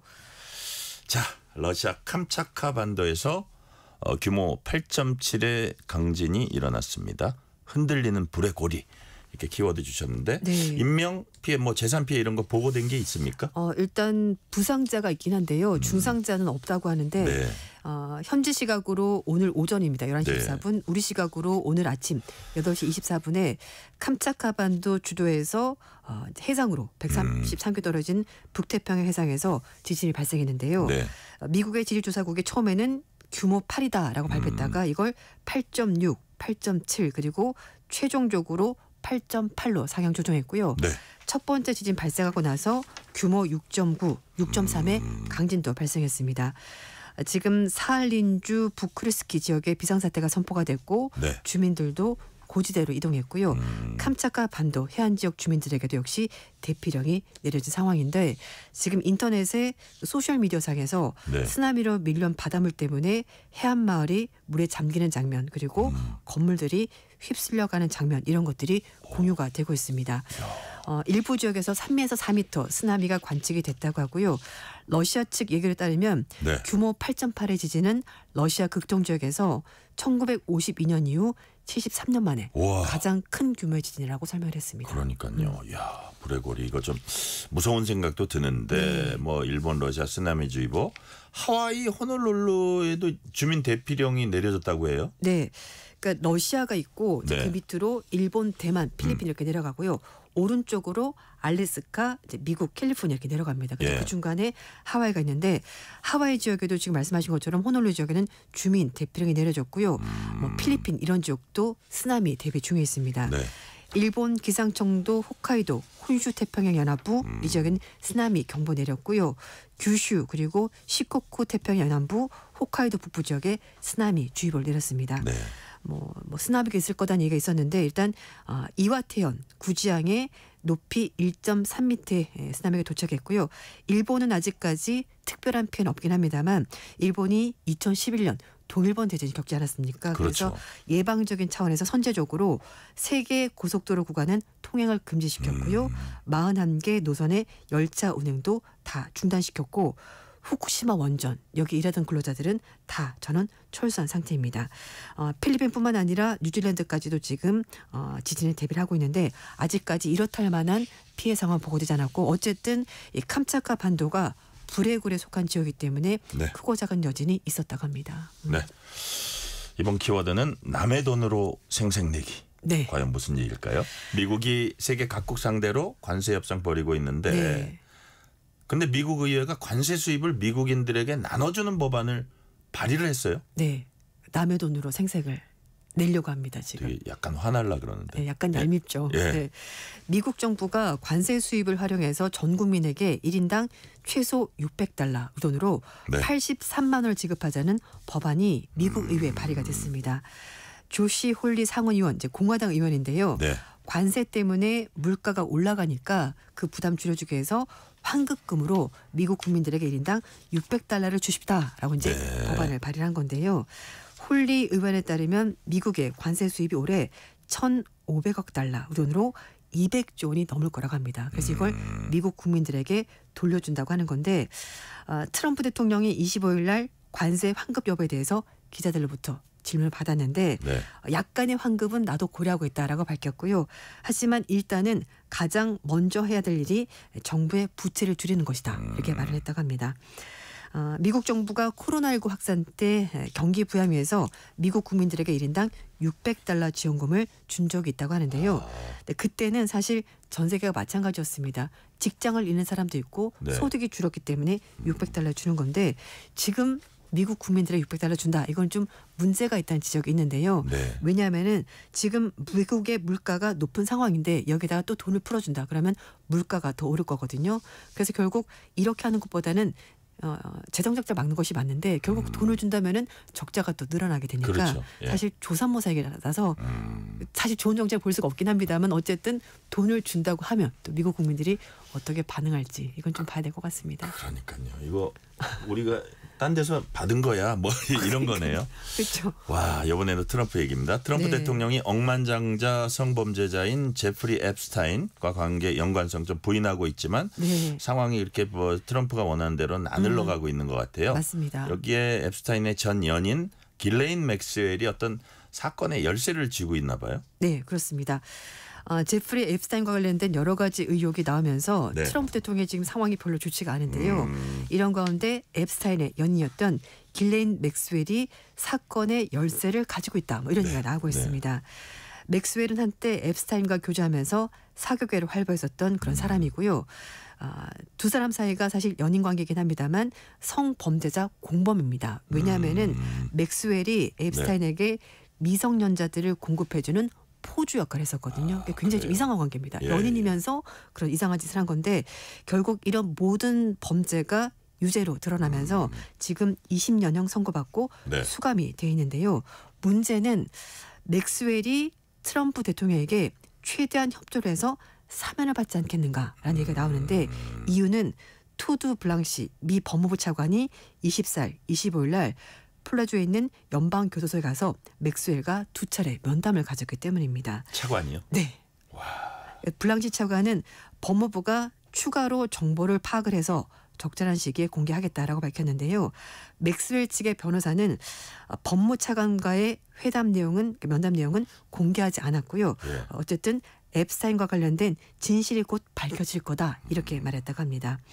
근데 사실 법무부의 고위 관료가 수감 중인 범죄자를 직접 찾아가서 면담하는 것이 불법은 아닙니다만 굉장히 이례적인 일이고 그리고 블랑시 차관이 트럼프 대통령의 형사사건 변호를 맡은 그런 최측근이거든요. 네네. 그렇기 때문에 더욱더 뭔가 좀 트럼프의 특명을 받았군요. 네, 그렇게 볼 수가 있을 것 근데 같습니다. 법무부 장관이 어쨌든 차관이. 차관이 네. 만나러 갔다는 거는 이거는 정상으로 보이지는 않습니다. 네, 근데 특히 앱스타인이 사실은 수감 중에 스스로 목숨을 끊었기 때문에 네. 그 이후로 이제 더 이상 진행이 안 되고 있거든요. 그래서 가장 가까웠던 공범인 맥스웰을 만났다. 그래서 여기서부터 여러 가지 얘기가 또 나올 것 같습니다. 네.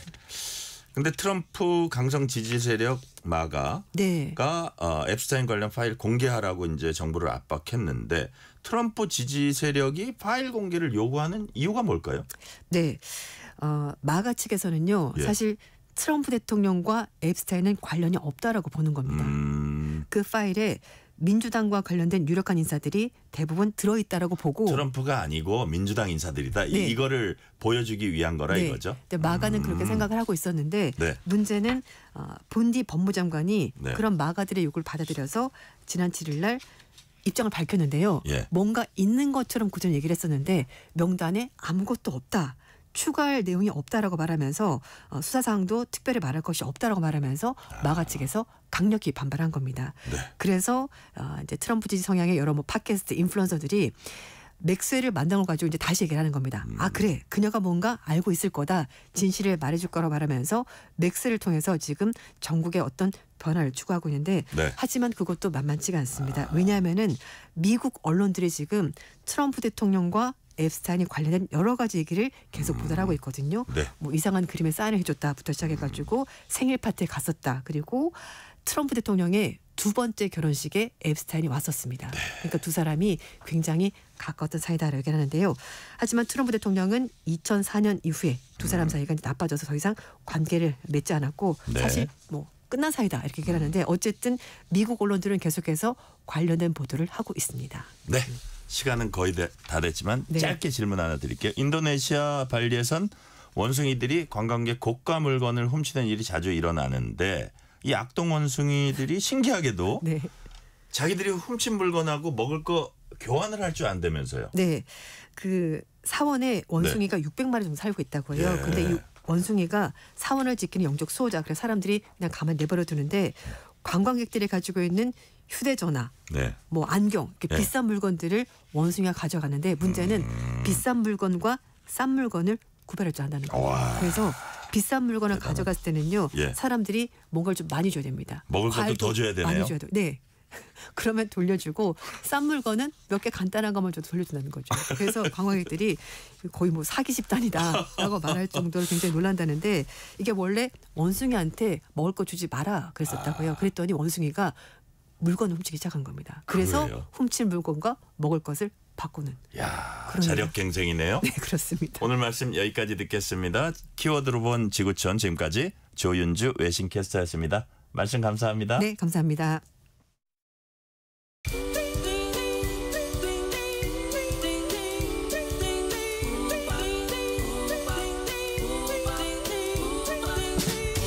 오늘 하루 뉴스를 정리해주는 다정한 편지 한 통.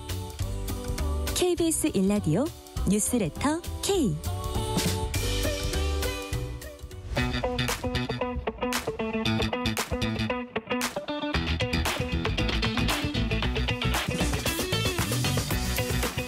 알면 독이 아니라 득이 되는 법 이야기, 법이든 성배입니다.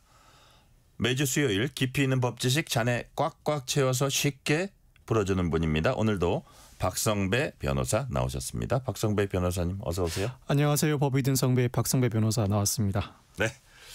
김건희 특검 다음 달 6일에 김건희 여사 소환 조사 앞두고 있습니다. 일단 윤석열 전 대통령이 어제에 이어서 오늘도 특검 소환 조사에 응하지 않았어요.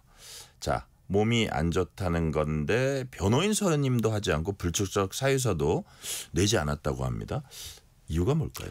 전혀 조사에 응할 의사가 없다는 의미입니다. 그래요? 김건희 특검 조사 외에도 내란 특검 수사나 내란 재판에도 불출석하고 있는 상황인데 현재 진행되는 수사나 재판 진행 상황상 출석해 조사를 받거나 재판을 진행하는 것 자체가 의미가 없다는 판단에 이른 것 같습니다. 오히려 어떤 진술을 하더라도 빌미만 제공할 뿐 득될 것이 없다는 판단을 하고 있는 것으로 보이는데 향후 수사와 재판을 오래 끌고 가면서 정치적 상황 변화에 기대는 듯한 인상도 주고 있습니다. 예.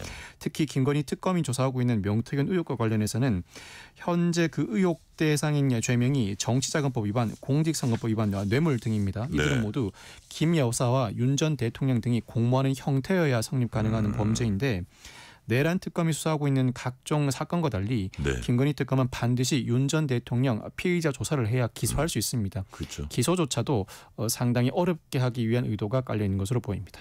그러니까요.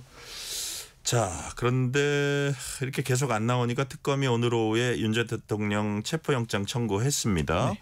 지금 현재 내란 혐의로 구속 수감돼 있는 상태인데 자, 박 변호사님 이렇게 체포영장 청구해서 만약에 발부받게 되면 지난번에는 왜 구치소 쪽에 협조 요청해서 이렇게 데려오려고 그랬는데 그게 안 됐었잖아요. 네네네.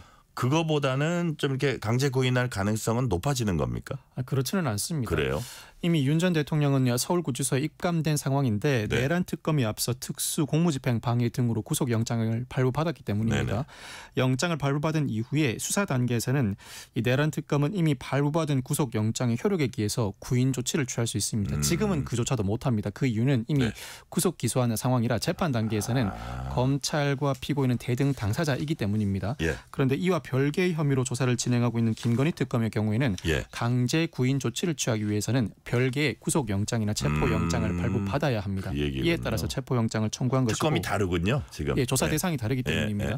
체포영장이 발부된다고 하더라도 이때는 역시 검사의 지휘에 따라서 구치소 교도관이 이 구인 집행에 나서야 하는데 지금까지의 전례에 비춰보면 나가지 않겠다는 윤 전 대통령을 강제 구인하기는 상당히 어려워 보이고 김건희 특검의 특검보나 검사가 현장에 나간다고 하더라도 기존 상황과 크게 다르지는 않을 것 같습니다. 그렇지만 그래요. 김건희 특검 입장에서는 나름대로 조사를 위한 모든 조치를 취했음에도 불구하고 진술 거부권 행사를 넘어서서 조사에 응하지 않고 있다는 기록이라도 남겨둬야 기소를 강행할 수 있어서 어떻게든 조사를 위한 각종 절차를 진행했다는 근거를 남기고자 하는 의도로 보입니다. 그러니까 뭐 꼭 데리고 와서 어떻게 해서든지 데리고 온다기보다 모든 할 수 있는 절차를 다 한다. 이렇게 보면 되겠네요. 특검은 공천 개입 의혹 관련해서 윤상현 국민의힘 의원 조사했습니다. 김영선 전 의원 공천 관련 전화를 윤 전 대통령으로부터 받았다 하는 취지 진술한 걸로 알려졌습니다. 이전 얘기하고는 달라졌네요. 특검이 지난 27일 당시 공관위원장이던 윤상현 의원을 불러서 조사를 진행했는데 기존 진술과 일부 달라졌습니다. 우선 장제원 당시 대통령 당선인 비서실장으로부터 전화를 받았고 장 실장이 김영선 전 의원 공천이 당선인 뜻이라고 전했다고 합니다.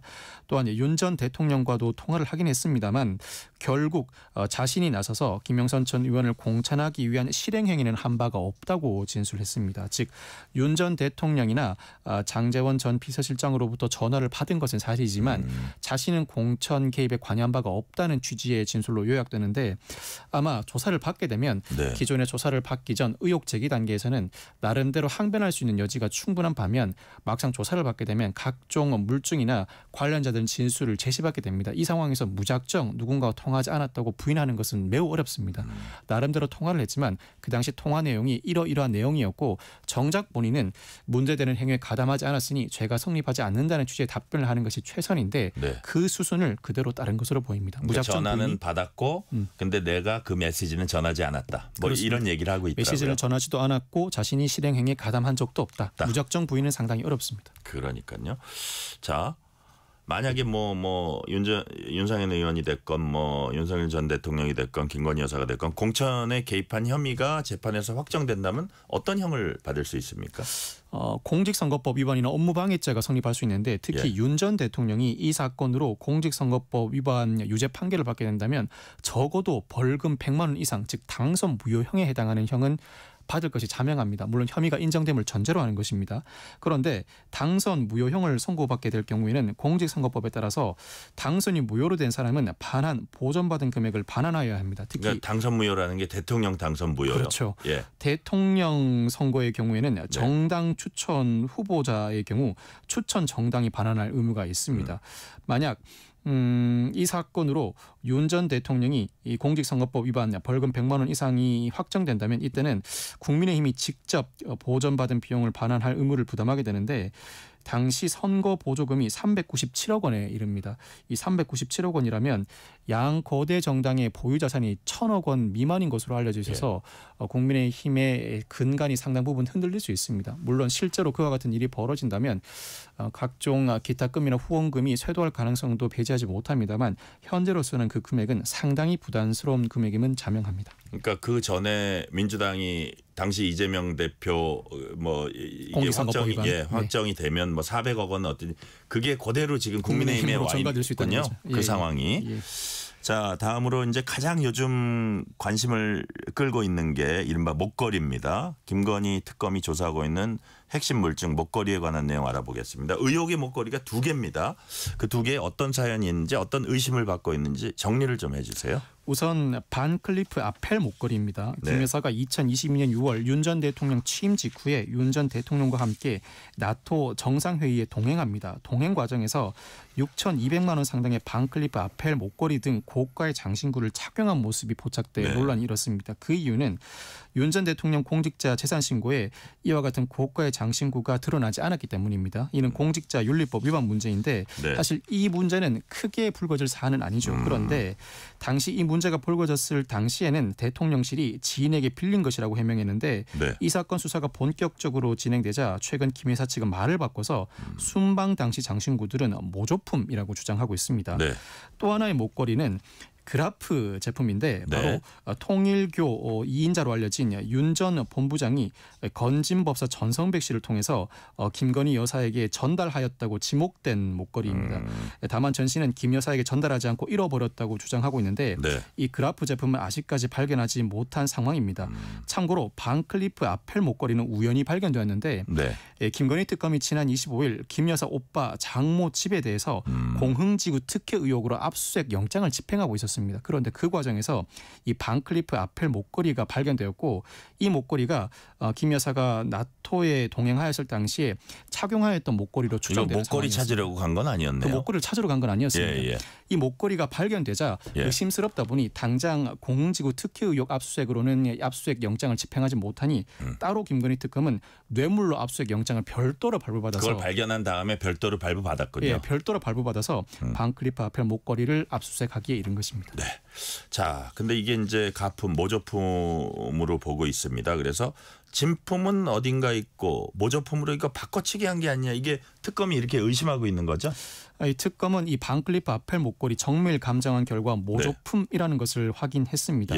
현재 특검은 이 김 여사 측이 진품은 숨겨두고 이 모조품을 오빠 장모 집에 두는 방식으로 알리바이를 꾸몄을 가능성이 높다고 보고 있습니다. 그 이유는 이 목걸이가 논란이 된 지 3년 만에 김 여사 측이 돌연 모조품이라는 주장을 했고 공교롭게도 오빠 장모 집에서 실물 모조품이 발견된 데다 영부인이 당시 나토 순방이 첫 공식 외교였습니다. 첫 공식 외교석상에 모조품을 착용했다 그 자체도 상당히 의심스럽다는 것입니다. 이에 따라서 특검은 오빠 김 씨와 김 씨의 장모를 소환해서 이 목걸이의 출처, 구매 경로, 보관 경위 등에 대한 조사를 진행한 바 있습니다. 네.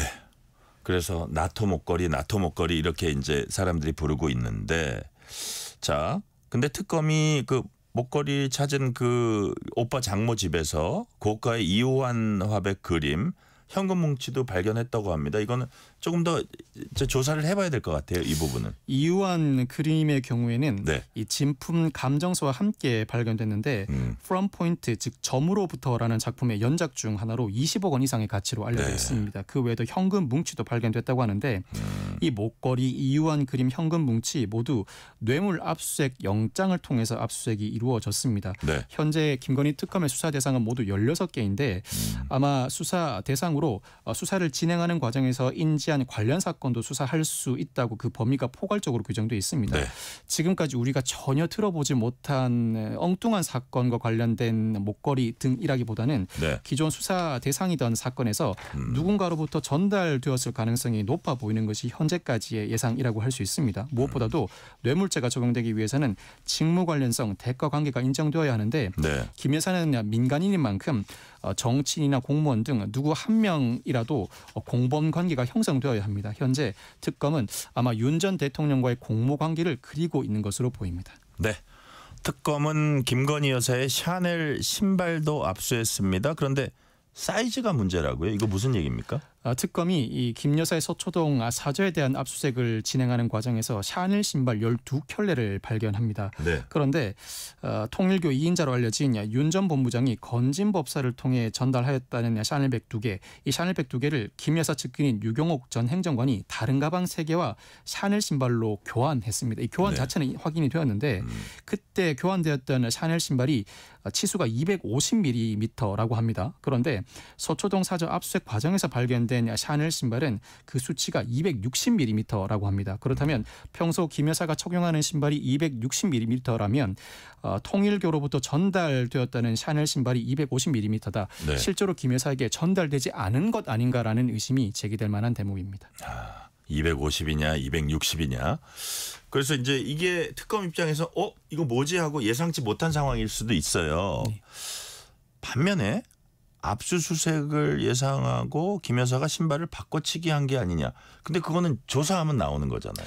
바꿔치기를 했다면 누구와 어떤 경로로 바꿔치기 했는지를 규명할 수 있습니다. 특히 바꿔치기가 사실이라면 애초에 보유하고 있던 물품이 상당히 고가의 제품이라 함부로 버리거나 어떤 모든 사람들과 교체 가능한 물품은 아니라고 볼 수 있습니다. 특검 입장에서는 약간 난감한데 이 찾던가 실제 진품을 찾던가 그렇지 않으면 합리적인 설명을 해내야 합니다.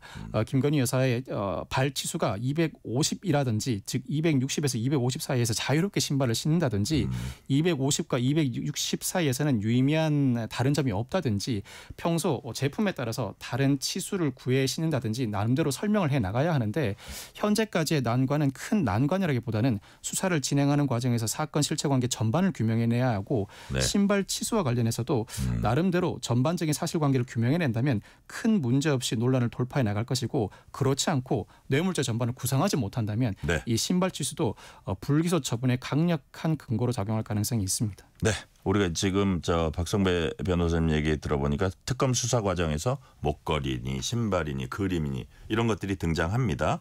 이런 것들이 뇌물임이 입증되려면 어떤 게 필요합니까? 김 여사는 영부인 재직 중이든 지금이든 모두 민간인 신분입니다. 김 여사가 이와 같은 물품을 전달받고 어떠한 현안을 해결해 줬다면 특가법상 알선 수재에 불과한데 뇌물죄가 적용되기 위해서는 정치인이든 공무원이든 어떤 사람과 공모관계가 성립해야 합니다. 여기에 뇌물죄는 대가관계와 직무 관련성이 인정되어야 하고 여기서 더 나아가서 특검은 실제로 그와 같은 물건을 받았다면 김 여사 측이 어떠한 현안을 해결해 주었는가 이른바 수뢰 후 부정처사에 대해서도 집중적인 조사를 이어나갈 것으로 전망됩니다. 오늘 말씀 여기까지 듣겠습니다. 지금까지 박성배 변호사였습니다. 말씀 감사합니다. 감사합니다. 오늘 뉴스레터 K는 여기까지입니다. 커피 쿠폰 당첨자 명단은 뉴스레터 K 홈페이지 확인해 주시고요. 오늘 끝곡은 스페인어로 배신이란 제목 가진 노래입니다. 넷 킹콜의 페르피디아 듣겠습니다.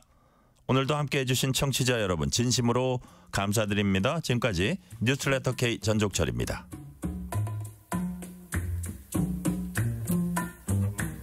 Move.